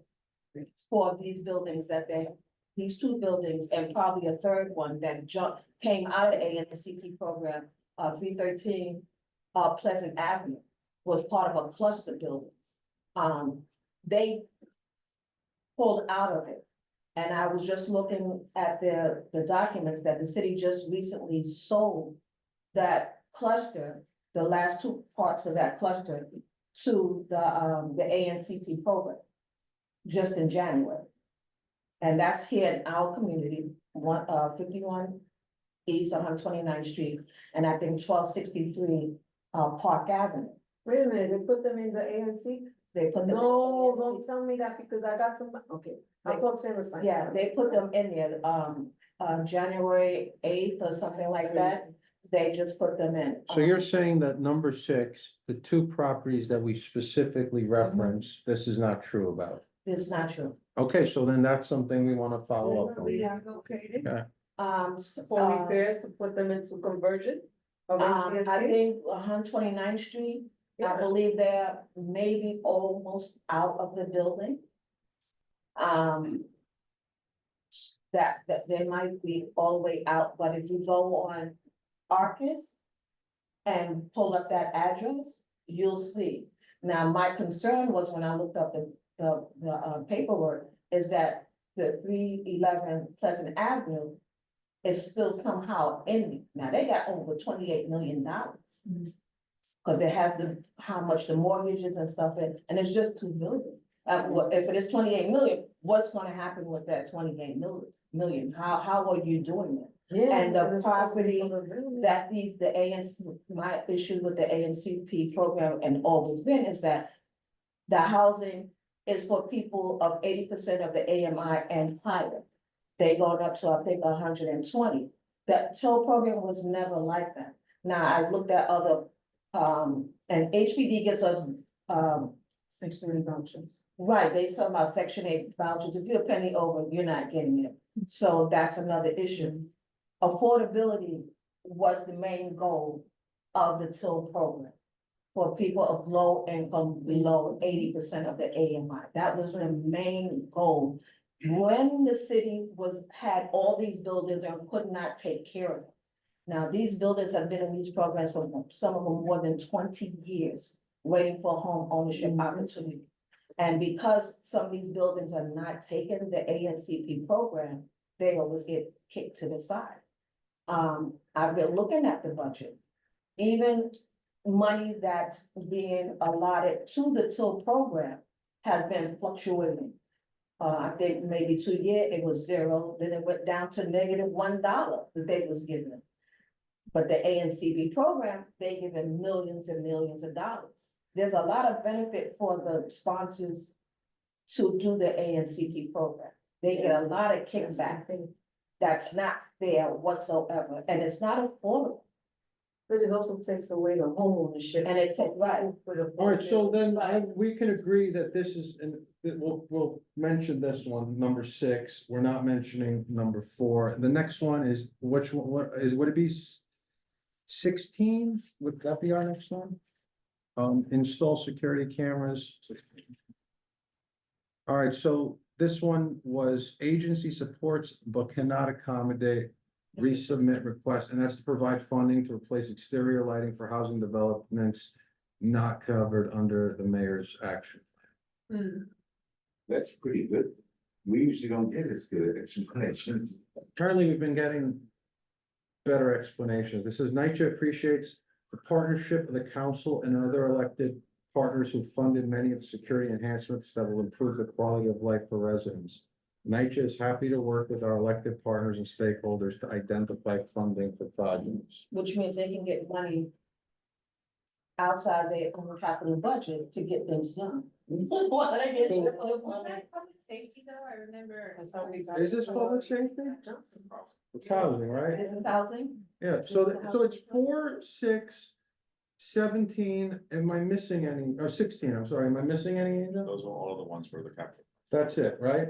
And 4, I think we're gonna leave them all, but you're saying that this is an opportunity to mention and like, what would we say to this? Like, they saying like they don't have the money, but we'd obviously want them to be able to do this. Like, I don't even know what When we got our cameras, we got our funding from the council people. Yeah. well, that's what basically they're saying is like, It's gotta come yeah. out of discretionary money, Yeah, Right, out of the council's, yeah, out of the council's Yeah. budget, yeah. that's what it comes No, to. it's But this crazy. is the other part of that That's too, right. right? We have all these cameras, nobody's looking at them. Oh, yeah, we talked Did you about see? that. but wait. So we've been asking But for, are they giving them the code? Just keep it on budget, otherwise. yeah, okay, so my Yeah. question is, 16, they support, well, what would we do with this one? Like, I don't even know, what am I supposed to say to What's them? number 16? Look at that. The cameras. Okay, so can I just say? No, I guess I really wanna just understand, we asked, they can't accommodate it, resubmit request, resubmit. What? Next year. Okay. No, but, Good Trying- chance, okay. submitting. okay, what could we do with it right now? It's submitted, Okay, entirely forget. okay, What you're commenting on is what the mayor proposed in his budget. Right, so the mayor made all these declarations related to housing, preservation and all that junk. And if you read up on that and you have something to say, you say that now. Okay, well then, yeah. Hold on. There's 2 pieces, sorry. The other piece is what the responses were to our requests, right? But our requests don't encapsulate the entire budget, that's why I mentioned the first part. So if you had something to say on the rest of the mayor's proposed budget related to housing. Then you could, submit something, and then if you had something to say regarding the mayor's responses to our requests, as you just started listing off here, but those are just the capital parts, then you would add a comment on any of this. okay, I mean, can we add the comment that we'd like for that to be covered under the mayor's plan? Yeah. Number 16, Yes. and then, I mean, you made a point, I don't know if this is gonna sound stupid, I mean, I've said some stupid things tonight, but 16, right? We talked about this on the walkthrough, right? The cameras are there, but no one's watching them, so we're asking for cameras, I mean, that no one's looking at. Is there another request, and not right now, but that's something to consider, right? When we ask for things, we have to think about. We have cameras now, are there people that are gonna get paid to watch those cameras, through your security? Right, exactly, so, like, I mean, nobody's gonna watch the camera 24 hours, right? So that's out the window, but so Monitor. I've had conversations with my development management team, and I've requested that someone just checks the cameras at least once a week to make sure they're still working. We don't even know if the cameras are working. Well, That's the other thing, they're there, we don't know. No, if they're working. I don't, we're gonna go down, yeah, Yeah, no, So yeah. if they could like allot, maybe a small fund or add it to someone's day that, I don't know if we can do Cameras that and check. now, but I don't know, I think right now we can only comment on what we've submitted, right? Am I correct? That's just something yeah, go ahead. I'm trying to help you get us out of here before midnight. Hey, So on 16, we'll highlight that in the response. Okay, And we'll add the comment about funding for monitoring. okay, yes, good, But you're gonna have to make a note, because in order for the request to change, that has to happen in the fall. okay, So we can just add that as a note now, but then if you want that reflected in the request itself, that's in the next section. okay, I'm figuring it out now. Number 6 then.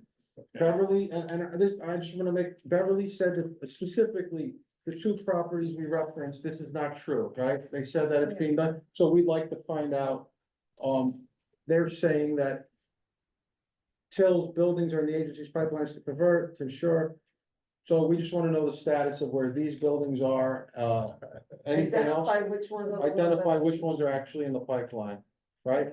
Okay, so that's another one, So that's where I was saying, that's a call to the agency. that's a call, so it's not even. That's what I think. makes Okay, sense. so then let's leave that, out. So then we're done with this, No, so but you can make the note. let's make the note. All agreeing, let's make the note. call. HPD. Do we to ascertain status of. I have a question. Go ahead. Number 16, I know you guys wanna move on. But as far as the install the security cameras, because there's not a one size fit all in every building, right? Cause some buildings have it installed. And if they give you that code, that CCTV code, you can be able to look at it from your phone. So I think that can be accessible, that we can ask for them to upgrade in the, on their Wi-Fi system. Well, I hear you, but my issue is, they don't even have the money to put cameras in. Now we're gonna ask them for more. You know, I don't know. I mean, I'm happy to make that note and say, because the idea is not to just to put cameras in to make them effective, but I think at the moment, we're really, because there's timing, right? Like Angel just said, in the fall, we can change it. Right now, we can only comment as to how we already asked for it, basically. So like with cameras, right, that's capital, Right, right, to operate. And that would be- Discretion, well, it'd be, because capital is not paying for you, somebody to sit there. Right, and It's watch. expense. it's an expense. But I guess we notated it there.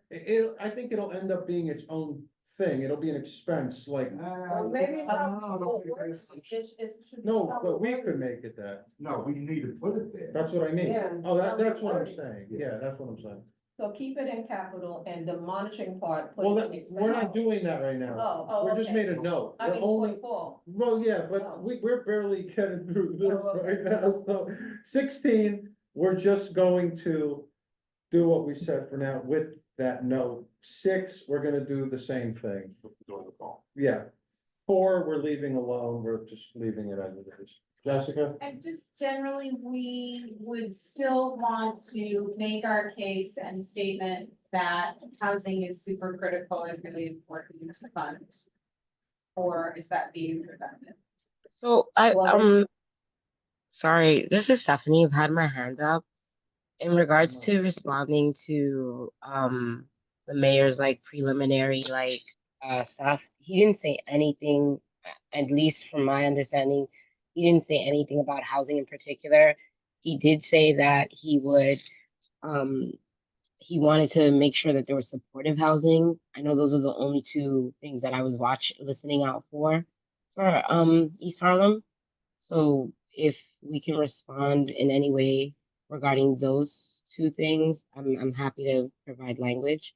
But those are the only items that I kind of wanted to make sure that we were responding to when it came to the mayor's preliminary budget. But, yeah, I hear you. Supportive housing, like the creation of new supportive housing? I think what he had said was he talked about talked about 325 million going toward rental assistance, including city FEPs, to prevent evictions. And the supportive housing, he said 64.2 million is allocated for supportive for supportive housing. 32 million would go towards new therapeutic housing units in Woodhall Hospital, units at Woodhall Hospital. 55.1 million, that's early intervention. I think that was it on housing. It was just 64.2 million was being allocated in supportive housing, 32 million towards the new therapeutic housing unit in Woodhall Hospital, which doesn't really pertain to us. The city was also having a pilot program, Bridge to Home program, which connected homeless New Yorkers with mental health and substance use treatment alongside temporary housing. That's another big deal for East Harlem.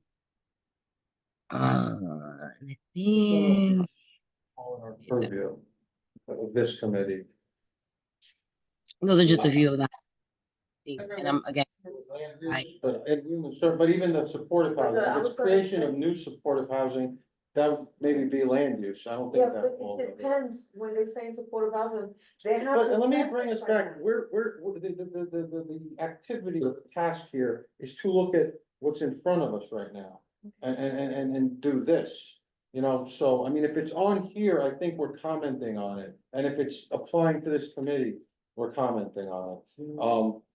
So I think that's what we're supposed to be doing right now. Okay. So we did the capital ones. I mean, I'm happy to, well, those three, I think. It was 4, which we were gonna leave alone, and 6 and 16, we had comments on. That's for capital. Now we have expenses. So, like, I just wanna go through what's actually on here. And Angel, I like the assistance. I was going through this. 3, right? Provide, expand, or enhance rental so they said agency supports and cannot accommodate, remove requests. All right, so I don't think we need to, if they're gonna support it right now, I don't think we need to make additional counts unless we see something that doesn't match up to what they're saying they're doing and what we've asked. Which number is that? Number 3 on expenses. So it's increased funding for subsidies that help eligible low-income families, seniors, and disabled individuals to rent decent, safe, and affordable housing in Community District 11. And they said, HPD will continue to fund the construction of senior and supportive housing from the development pipeline to maximize available resources. Yeah, but with that, they should also think about the existing housing that is right now that it's needed. You know, because there could be a lot of vacancy apartments and they're not fixing. And I did read about that. I don't know about. And so we need the Band-Aid now, not when the construction takes 18 to 24 months. Well, their solution sounds more like it would fall to land use, like the ask was from housing, right? Am I wrong about that, Angel? So, but I hear what you're saying, because the resolution that we're gonna vote on later, which I took that part out because it wasn't really relevant, but there was there had been, I think it was DiNapoli, the state comptroller, he identified that there was a lot of HPD senior housing that was vacant.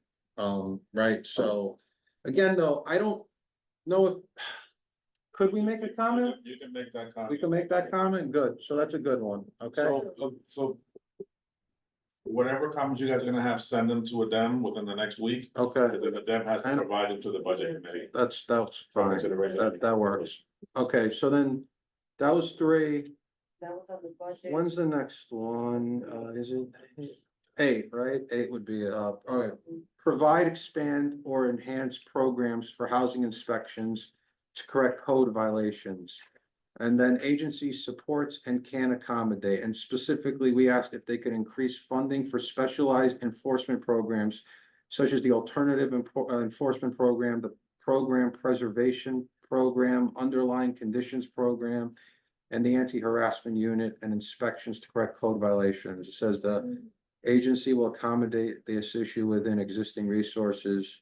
We appreciate the advocacy for increased funding and services, through these specialized enforcement programs. Is there any comment on this one? I have a comment. My comment is, does that include just private buildings or HPD owned buildings also? I guess we can submit that comment as well. All right. Oh, and as Angel said, though, so trying to just email me anything and I'll send them to Jessica at the budget committee. All right. So that's 10, we don't 11, 12, 13. Increase funding for affordable housing. That's us, right? Increase number 13. Yep. Okay, increase funding for affordable housing preservation programs. Agency supports and can accommodate. HPD is constantly adding new rehabilitation and preservation projects to its development pipeline. Please do not hesitate to identify buildings that would benefit from such efforts. 13. That sounds like they're saying, all right, we're doing it and we'll do more if you tell us, right? So- You're in the lobby of the. Yeah, like, yeah, but that's night shift. Yeah. They're not gonna go into night shift. Yeah, that's what territory, yeah. you What were know? you saying? Angel? I was gonna say that's another one where I think we should call and ask for specifics. Okay, So at the land use committee meeting last month, George gave those updates on all the preservation stuff. yeah, So we should call them and confirm. okay. He's never wrong, but Okay. I'll ask him. 14. He's not. It's All right, It's pretty good. okay, 18, I think, is the next one. So we got 2 more. 18 is nitro, so it's 16 us, did I skip 16? No, that's domestic violence service, yeah. I think it's 18. It came out of your committee. It did? Oh, it did, right, with Domestic Jason, violence? right, no, yeah. Jason brought it up, back then. It was provide housing assistance, what? Was it Will? Or maybe it was both of them, okay, whoever it was brought up here. Provide housing assistance for domestic violence survivors. Domestic violence continues to be a critical issue in our community. Leaving survivors in, I'm not gonna read the whole thing, but I think that it refreshed It my is true. memory. This is all true, so we need to make sure that. So it says agency supports and can accommodate. HRA continues to maintain programs for domestic violence survivors in emergency shelter. For example, hotline services, safe and secure housing, supportive services, including case management, childcare and education, medical services, transportation. Um, I see that we're skeptical about this. Well- It's just a secure and safe housing is the part that applies to this request. Right. They're just listing off everything, I mean, is there, and we're good to answer. you think a phone call could be made here? I mean, I think this is something that we could ask for, like, actual statistics, no? There's a lot of statistics, you got a lot of, there's so many people in domestic violence right now Well, we that are should, not going into shelters where they should be able to allow for you to have people that are gonna be street homeless. You know, you have people that are coming in to say they're going to the doctor's appointment, just so they can get away. do you have a comment you wanna make I'm specifically? saying that while you put the HRA continues to maintain programs for domestic violence survivors in emergency shelters, it's not just the emergency shelters. I mean, this is. It's not, it's like, I'm saying, but I hear you. It's not but, all like, true. What, no, I get and that. then when you do go to these shelters, then the people, is a merry-go-round. Okay, it's a vicious cycle, and domestic violence is is tricky, right? Because what I'm trying to say, I'm picking the wrong word, it's really controversial. Because of the fact that you have to prove that you are in a domestic violence, you do have the ones that make that up so they can get into an apartment faster to find out that now everybody's getting lumped into the shelter, period. But I guess again, So- is there a comment that you wanna make? I think that, they should just. Not just HRA and HPD, So it include HPD? it should include, you know, because how else is someone gonna be able to pay to get into an apartment if they're working? If you're working, it's pretty hard for even HRA to really help you out so much. Like if it's a person that is in the shelter and doesn't have a job. You know, because even if you go into a shelter, most people wind up losing their jobs because they're constantly going, they have to show proof that they're going to look, shop. Again, no, we're, okay, I guess, Angel, can you I answer, don't is there? What, I don't know. Is there what any happened. program that currently that creates actual housing or has housings, like not shelters, like housing programs? Like supportive housing for domestic violence survivors, a woman with children who has to, or vice. Anyone with them. Yes. So it's not always. Well, I was flipping, I was gonna finish and say the Yeah, other. people works, but I get your point. Don't they put them in housing though? Cause we had a young lady who, Yeah, so there's all kinds of. It depends, it's not a one size fit all. Well, I'm just asking, I don't even know what the comment here is, that's, I get, I mean, I don't know. I'm gonna say, cause you can go several directions and wasn't allowed to answer, so note with thanks and call the agency to confirm what the services are for non-shelter domestic violence. Yeah, Right, does that point of inquiry put the focus on housing solutions as opposed to programs and shelter? I know shelter is, shelter is a step towards housing often. I think we could frame it that way. I think that would, service. permanent housing. So Yeah. for these things that I'm suggesting calls, I'm leaving it to you guys to frame how you wanna word it. And then we'll submit the. I think what we'll do, as I scroll through this, I think I asked that all of you look at it this week. Email me your comments. And then I'll funnel, I'm not gonna reword them, I'll just pass your comments.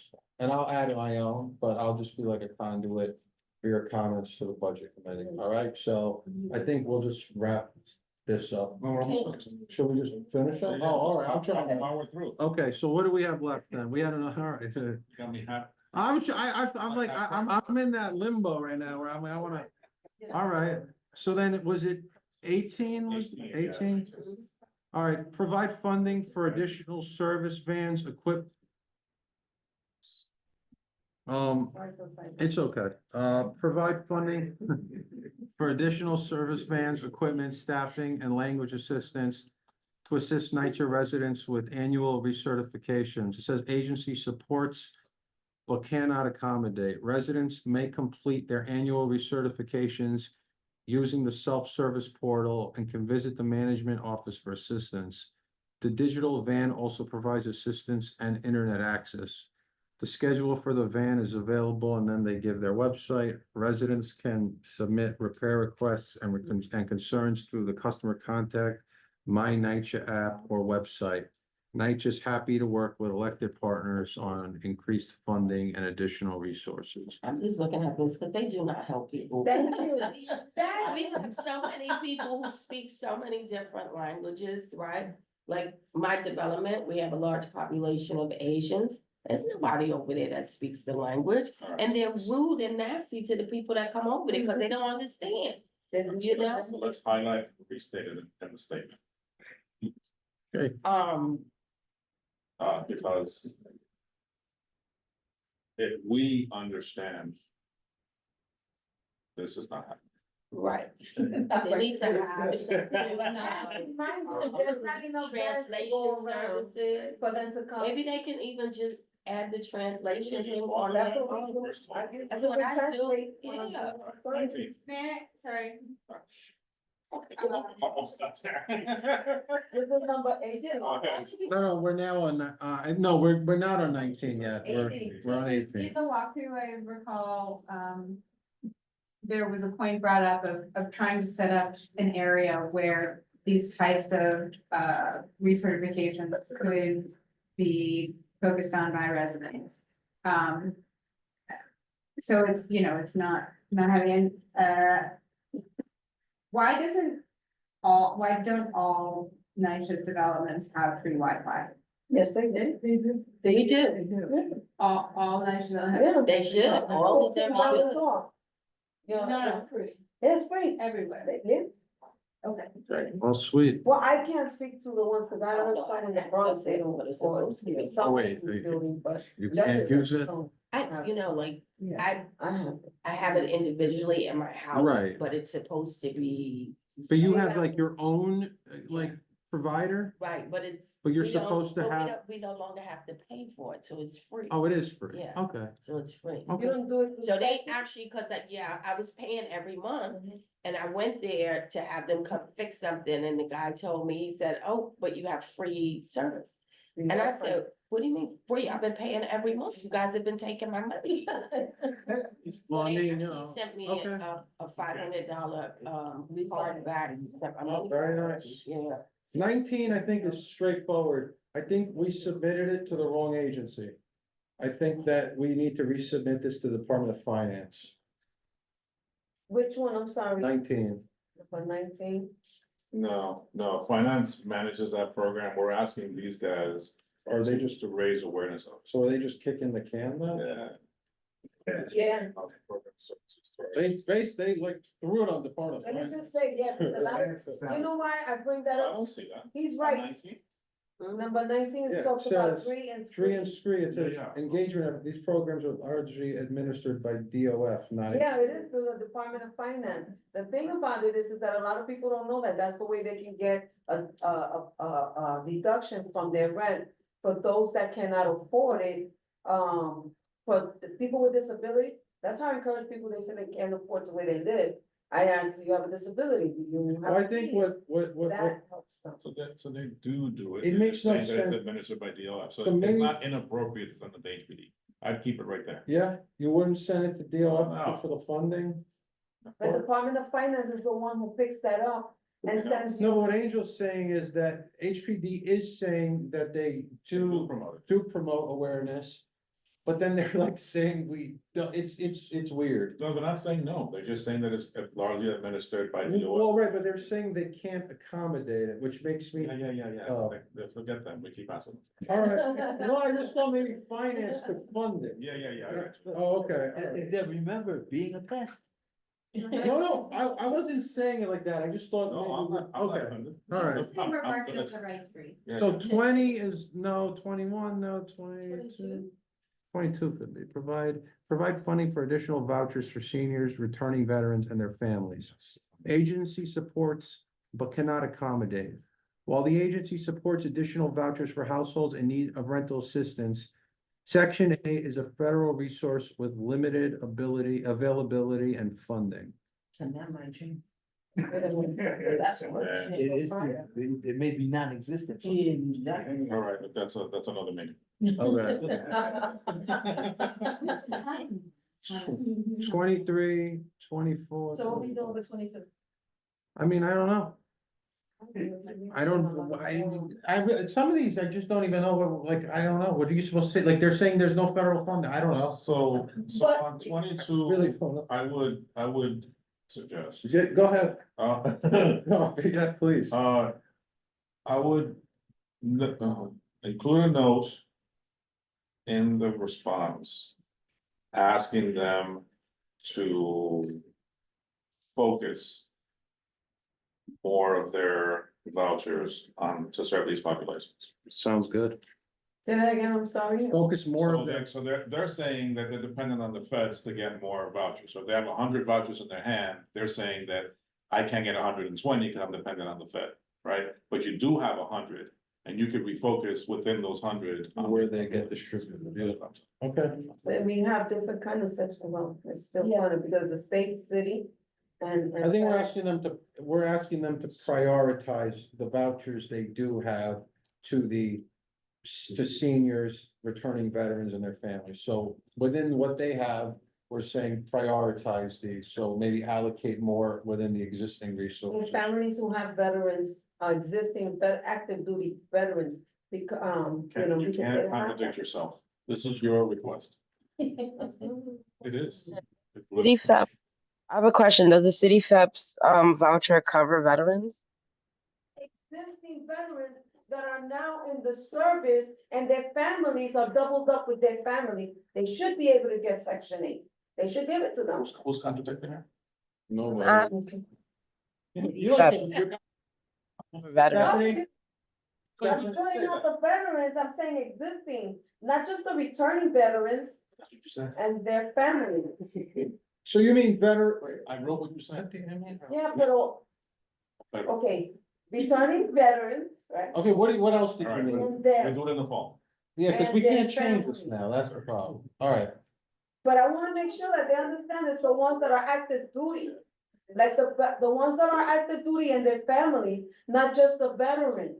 No, I hear what you mean, I know what you mean, you mean You people who are in understand? active duty, Right, not just, that their families are here waiting to look for an apartment. noted, when we do it again in the fall, we can revise it to say, I agree with what you're saying, Yeah. but Yeah, that's a good. do a note to self, Candy. and Note to you can self, Correct just yourself. don't fight yourself. Correct yourself in the. In there. No, that's what you said. No, but that's fine, you know what, you had an idea, it was a good idea, and now you thought about it and you have a better idea. No, And we'll make it, I see them not added, that's what it is. oh, you mean you said it and we just didn't put it in? Yes, Angel, That's not true. That- Angel, get that Angel tunes me out. We'll figure, we'll Like, get I to, know, well, Paul Diamond, we that's. have, all right. Is it a tape? Stephanie, You can hold on, don't say I wrote this. Roll the tape. Stephanie, go ahead.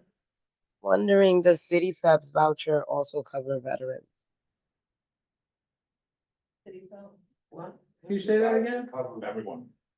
That was everyone.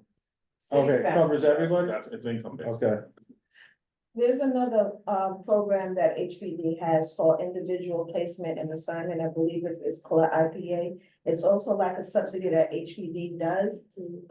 Could this also be part of helping that out? Maybe this should be advertising. Because I don't know if with the Section 8 and the federal, that's what private and private properties, or is it for private properties that HPD helps fund? Is, Or whoever is a housing provider, excuse me, that's a housing provider would, you know. Now they have to accept it, but some are still not doing it, but yeah. Okay.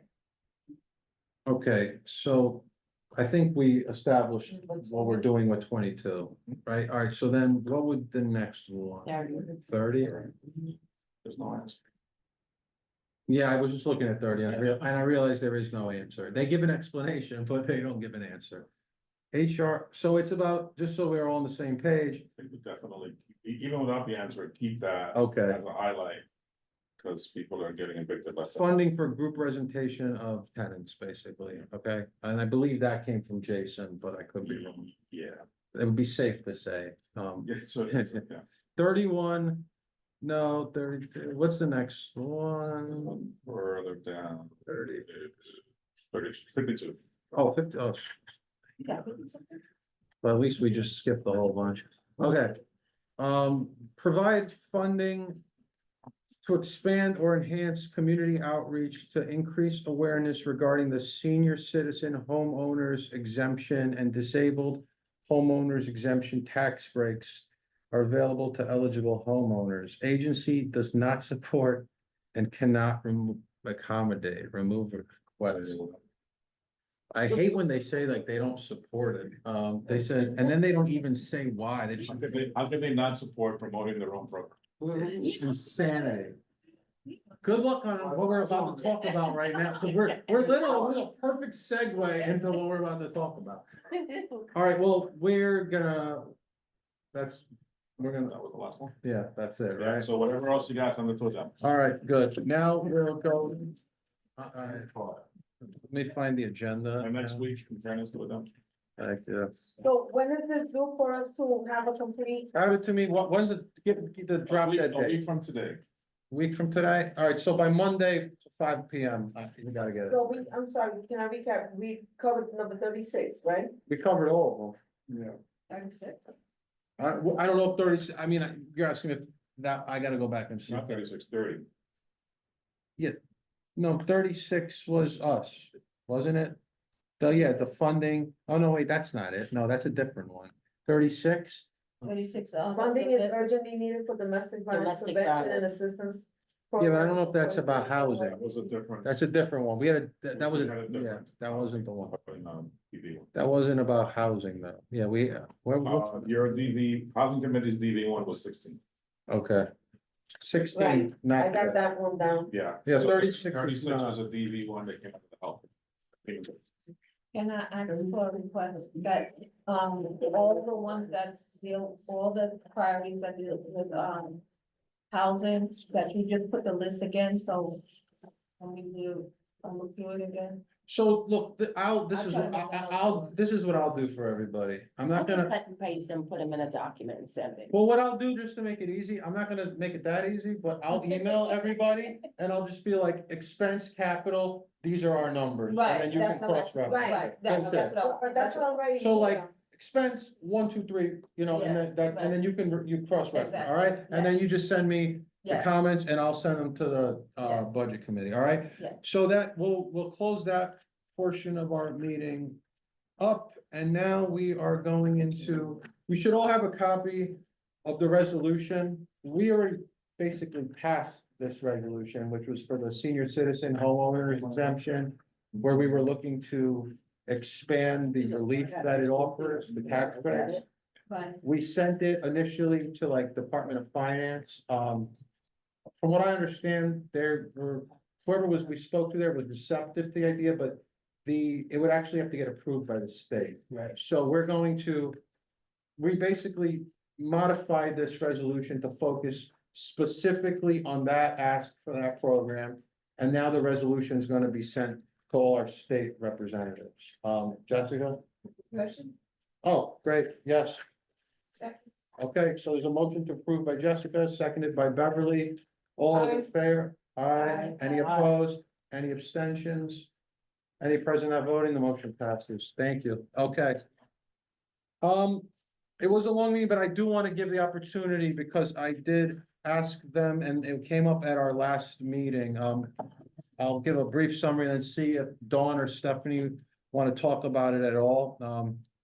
Intro 1107 2024, the New York City Council bill that would allow for more flexibility for short-term rentals in 1 and 2 family homes. So this is. Yeah, right. There was local law 18, which came out of, it was a few years ago, and it basically stopped Airbnb completely, banned it. And now this is asking for some flexibility again with 1 and 2 family homes. This is so this bill was introduced to city council. It came up at our last meeting. So Dawn or Stephanie, I know because I don't remember, I think Dawn, you brought it up, but you both seemed interested and asked about this committee having a position on that. And that you were gonna maybe share more information at this meeting. So I wanted to see if there was anything you wanted to share, either of you. Is Dawn on? She's off. She's on. Stephanie's still on. I'm happy to, so for full transparency, as you guys know, I am a governmental relations for Moran Group, so Airbnb is their client. So that's full transparency. I just noticed that when we spoke about this last month, there were some questions as to like what was what. So I just wanted to make sure that on my end, just on my own due diligence, I read the bill and I could give you guys some information on the bill.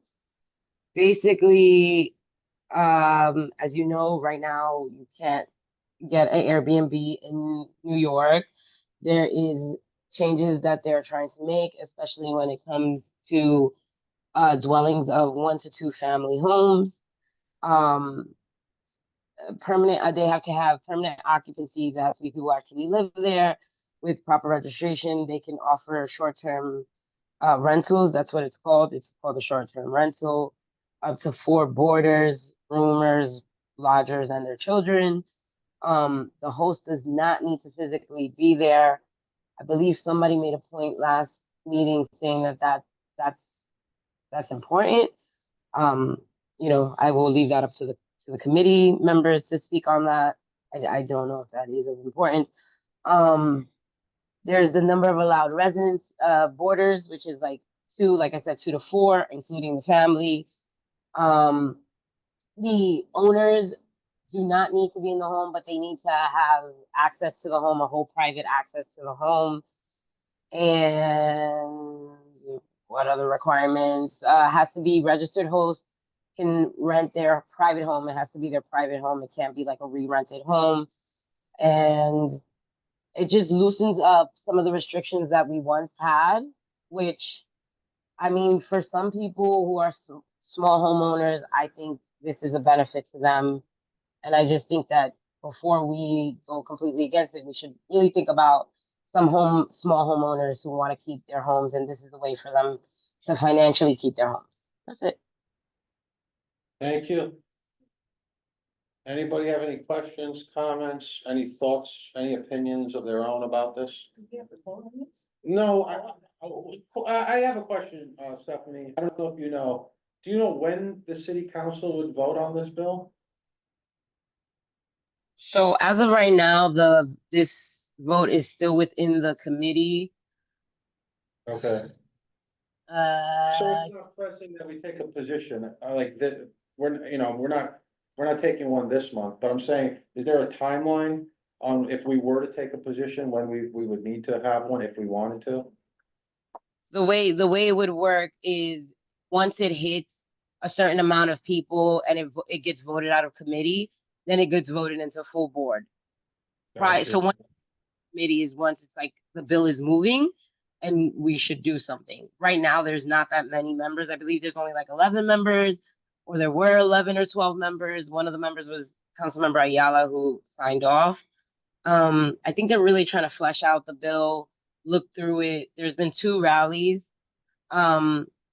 It's about those. In council and Airbnb that are both, and there's a group of homeowners also that are involved in this. Right now, I don't see the bill moving, but I think if we do want to, be, if we want to be a part of this, we want to say something, we want to change the language of the bill, we have some ideas, we have some concerns, this would be the best time for us to like engage city council, especially since our council member of this district has signed off. Maybe this will be a time that we want to have a conversations with her. And this would be more, again, for like members of the community who own small homes, right? So. Yeah. I guess my initial question, I mean, talked to, I think, Angel, I spoke with you and was like, what you identified too was, it's 1 and 2 family homes and kind of understanding how significant is that in our community? And is it, I don't know, you know, I don't know how many, you know, people have 1 and 2 family homes. The other question is, you know, from my reading, you know, this is something that obviously Airbnb wants, but then you look at the bill that got passed that banned Airbnb, and one has to wonder if that was heavily pushed by the hotel industry, right? I did some reading that some of the things that they said by banning Airbnb, that it would increase housing and all this, that hasn't really panned out, that the only real result that's come out of it was hotels being more expensive because they're the only option. The other, I guess, thing that I've been hearing, the fear mongering, and I'm not saying it's not always true, you know, there's this thing like that this is a threat to affordable housing. I guess maybe there is some connection, there is some, but there's also the flip side to that. If you own a 1 or 2 family home, it is your home, it's to do what you want. You can live there, you can charge whatever rent you want, so market rent. So if somebody has a 2 family home, I mean, I'm for people having a little bit more flexibility with their assets. There's just the flip side was that the scary part was, oh, these developers or these big corporations were just gonna come in and gobble up all these 1 and 2 family homes and basically. Right, but, which they do, but on the flip side of that, who's really the biggest?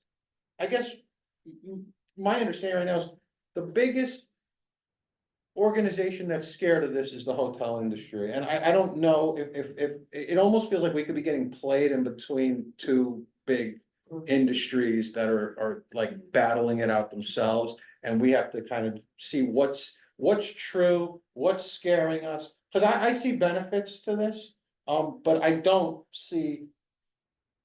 Maybe I'm not seeing the consequences, like the trickle down effect of what this could mean for the housing supply, and then how does that affect affordable housing? I don't know. I think we should at some point have comments on this or something, but not right now. Candy, no, John, then Candy. Well, the thing is that this sounds like it's a battle of inherent greed. You said it better than I did, but yeah. Inherent greed. Uh-huh. So the thing, so basically, yeah, like you said, you have 2 industries that are fighting against this, and what's going to wind up, somebody's going to get more money. Well, and here's my thing, and I agree with you. My thing is, if the spirit of it is done right, then the one where you could use your 1 and 2 family home to generate some income, it's still also helping the little guy. If Airbnb is making some money off of those listings or whatever, I mean, so be it, but at least somebody can use their, you know, people buy property. They're not all, you know, you buy a 1 or 2 family home, doesn't make you, you know, there are people that have come from nothing, that worked hard for that, and they have an extra place, they wanna supplement their income, they wanna cover their expenses, they wanna cover their property taxes. I don't know what's wrong with that, if it's for that, that's my opinion. The Candy, Beverly, then Jessica, and then I think we'll wrap it up for tonight. Okay? I agree with you, and the thing is it has, twofold, right? Because if they do it, that it's a mom and pop, if the city council's gonna pass something like that, also Stephanie got an answer. If the city council's gonna pass something like that, they should put first the regulation of what's going to be beneficial to who is a really small homeowners, not an LLC Right. corporation. You know, that's one thing, that it should not be then given the opportunity for people who have LLCs, like Beverly's saying, you got these organizations or these companies that are gobbling up the homes, because they know that people right now, you know, water tax is unforgivable, right? They don't even give you a break. Nope. To say, unless you're gonna do a payment plan. And then the property tax, it all depends on the ages that maybe you can get a deduction in your property. But if you're not and you're a young person, you gotta wait all those times, you gotta supplement something. So if it's a family that is really a family, it's more like a bed and breakfast, if you look at Well, it. you made a good point, and I'm gonna go to Beverly and Jessica. Stephanie, you had your hand up. I guess my question is similar to Candy's in that, is there anything in the bill, a mechanism in place to prevent that from happening where Right, that an you're not- LLC is gonna be acquiring a bunch, or is it more of like people being able to do this with their primary 1 and 2 family home residences? Right. It does say Yeah. that as registered family.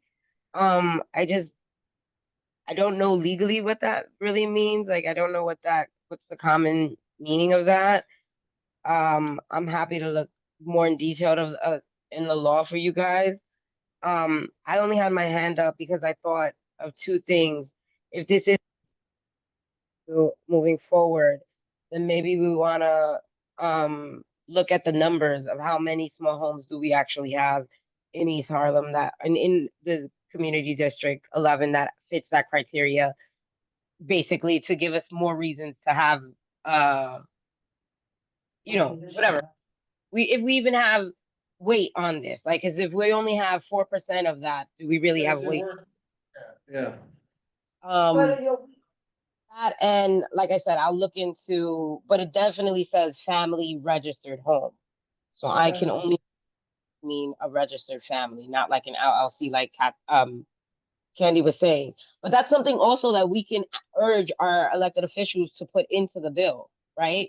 Like we, To like avoid the loophole. that's right, basically. because you know, you want to make You know. sure you're covering the right people, you're Right. looking out for the right people and not for, like you're saying, the ones with the greed. You don't want this to become a big business. You yeah, want it to but- be for people to supplement, or, if they have they buy a property, it's like a small investment property. I don't see anything wrong with that. Right. That sounds okay, but it's the loopholes where it can turn into something else. Right, cause right now, these rental properties, a lot of our, mega, cause I call them mega, the ones that have a big gobble chunk of all the buildings in our community, they were doing Airbnbs and not doing the rentals as the apartments became vacant. But people are doing this stuff already, subletting, renting out. I mean, in some. But that's subletting. But I know people that are doing short-term rent, I know it's a month or longer, but, I mean, I don't really know But what not the of the difference. re-rentals, I don't agree with that. And I mean, I know people who do like 3-month rentals, 2-month rentals, and, they charge obscene amounts of money, I don't know, I mean, I like the idea of, first of all, finding out how big of an impact this has on this community, and then whether or not I mean, if it does, we should definitely look at it more closely, if it doesn't, maybe we look at it, but,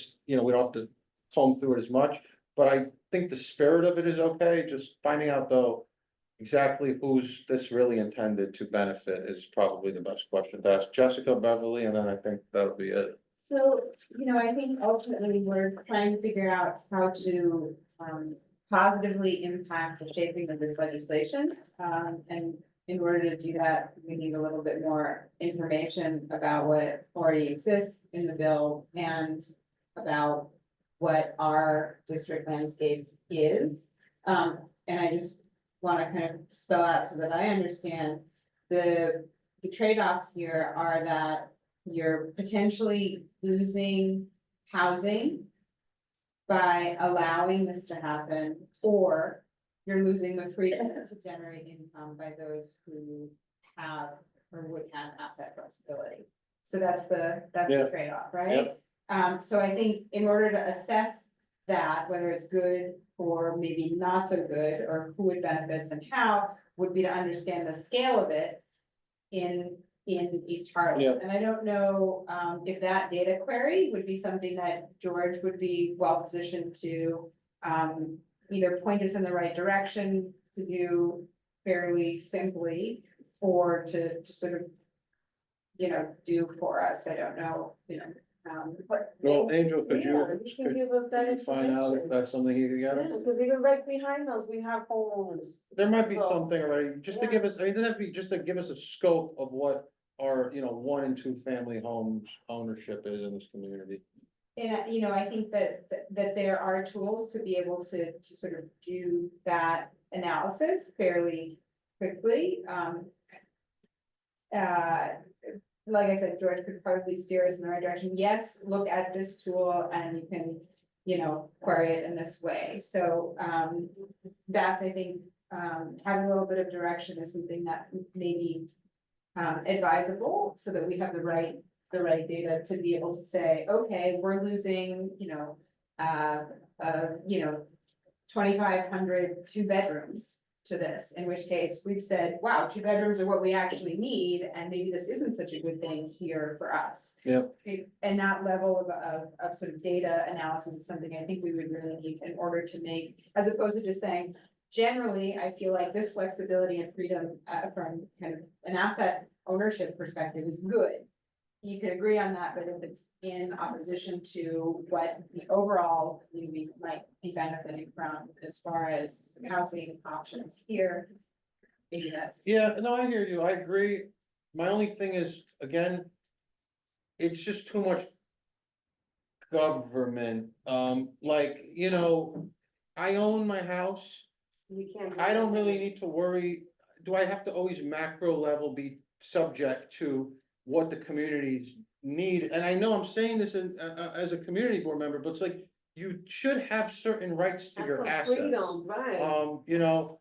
So that, I hear what you're saying, and it's definitely something to weigh, it is something to weigh against maybe that ability to do what you want with your 1 and 2 family home, So, man, just to finish, I think Yeah. there's kind of, being able to positively influence the legislation as it's coming into being is one thing that we're doing proactively. And then ultimately, we can take a position or not. Yeah. So that's kind of what we're moving Yeah. towards, right? Yeah. Okay, great. So question for clarification with Stephanie, because she's looking at the bill, right?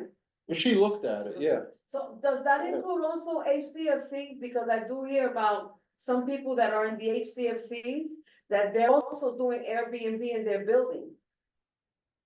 It only includes small dwellings of 1 to 2 family homes. Or are there HDFCs that are small dwellings of 1 to 2 family homes? No? So then the answer is no. So Okay. they're not being. it's No, included. no, they're not, yeah. How long We we- can't hear you. Okay. Can you hear me now? Yeah. Oh, sorry. I also wanted to clarify in regards to how long we have. There's only 5. I'm sorry, I don't know where I got 10 to 11. There's only 5 members who have signed on to this bill. Out of the 5 members, none of them are from the Housing and Building Committee. So it's not leaving Housing and Buildings Committee as of yet. Okay, thank you. Beverly? My thoughts are, one, I want to know, Stephanie, is there a state bill that's similar to this? Do you know of any state bill that's similar to this? Not the state person, but I will ask and find out. I don't know about Okay. state. Okay. My next concern is that with the passing of the City of Yes economic opportunities and housing opportunities, especially when it comes to accessory homes, would that be a problem for this? Benefit. It would have, because I know, they passed for, those be usually 1 or 2 family homes or 1 family homes that can use their backyard to have, accessory housing. Would that help or hurt? Or, how would that affect it now that the City of Yes, has accessory homes that can be used? Would that, do they have any? Yeah, would that be included? And especially with the economic opportunities, I know there was some issue or passing of it, if I'm correct, that you can have certain type of businesses within your house, even if you're renting. Yeah, there was something in there Right? about that, yeah. You know, so that, those things need to be considered or looked at on this, because these two, the City of Yes for economic opportunities and housing has been passed by the city council. And I wanna know whether or not they are considering these two legislation that they just passed as being part of this, They sound like they could be redundant. yeah. Yeah. Okay, all right. Thank you. You want to say anything else, Stephanie? Questions, We're not- Now we hear you. all good questions. I don't know the answer to. Yeah, that's fine. Yeah. You present, you said, you share with, I appreciate that. Thank you. And it's good to know that this isn't pressing, but it's something we should, keep on our plates. So, That's right. all right, so with all that said, there, Motion. what? Okay, so that's what we're in now. More, new business. it's more of an announcement than actual business, but Okay, I was hanging out downtown at the Federal Reserve Bank, so I do that sometimes. And while madly trying to keep my head above water, but I met this, founder CEO of they call it FinTech, financial technology, startup. But what he does is, the company called Stake, Stake, not like Steak, Stake. It's a platform for, renters to pay their rent and get cash back and banked. So it's a way to build equity and, financial empowerment just by paying the rent. And it initially, because they have startup money and they are sure that this is a good thing in many ways. It doesn't cost, the owner anything. So it would be like a pretty pilot for, whomever. So, I think I heard of this. It's something like insurance, no, it's called Stake. yeah, but it does, the program is something like that. I don't know. Insurance is that'll give you some money. So what is it, the building, the landlord or the management company like implement this, and this is a system through which the tenants can pay the rent? Yeah, so Okay. like you pay, if people are paying their rent through a money order, they don't necessarily have a Right. bank account. Oh, and oh, I that- got you, I got, I know, Yeah, yeah, so you get I that, heard of them, right? yeah. You sort of, and But that it's means different programs. you're building credit by paying your rent. And you're getting cash back, and in their study, the analysis is whatever percentage of cash back you get for paying your rent. A high percentage of people use it to pay for, health-related costs, groceries, and, other utility payments. So what you're getting back is going right into meet basic needs, for so many people. Exactly, just for paying your rent. And it doesn't cost anybody anything, and you are really building that reliability, good credit. Where we have, so I am in a position where I need to reach back out. Okay. I would like to invite Rowan, someone from his company, to come and give a 3-minute spiel at full board. And from there, maybe Adam, we can have a conversation about, I think Ascendant should know about this, because if it's a part of the ask, right, to allow for this tool to be utilized, renters benefit ultimately. Management company benefits because people paying their, more There people are fees paying that their. the people gotta pay. Right, exactly, no, there's no, for renters, no, there's no fee whatsoever. And I think in the startup, when people pay their rent on time, everybody wins, right? If you pay your rent on time and you get cash back, that's great. Over 5 years, you built up like some serious credit to say, hey, look, I pay my rent on time, so if you need a loan, if you need, you start to have that credibility in a way that right now we just keep paying our rent. And what do we get? Nothing. You get cash back and you get to say that is a credit improving tool. So it helps management companies, it helps owners, because people paying their rent on time is a real good thing. The fact that, we have so many pipelines, through HPD, right, of housing coming on board, and we're meeting the owners here, right?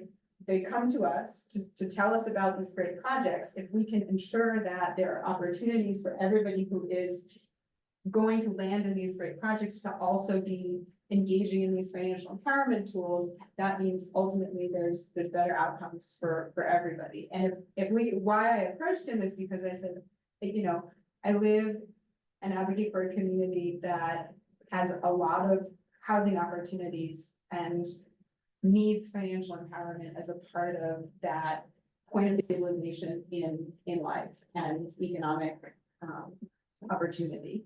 So, you know, if we can play a role in making those connections and saying, you know, is this a good thing? It may not be the only thing, it may not be the only company, it may not be, but I think it is an opportunity for all those renters in, you know, to.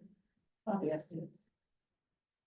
Don't worry, I think we're okay. Guys, Alright, yeah. so if I reach out to Dave, and, you know, if we can figure out, because I think that we'd have to connect whatever kind of opportunity for piloting to an owner, the owner would have to say yes in order for there to sort of, I'd be happy to explore with you, yeah. you know, whether it's something that NYCHA can take advantage of.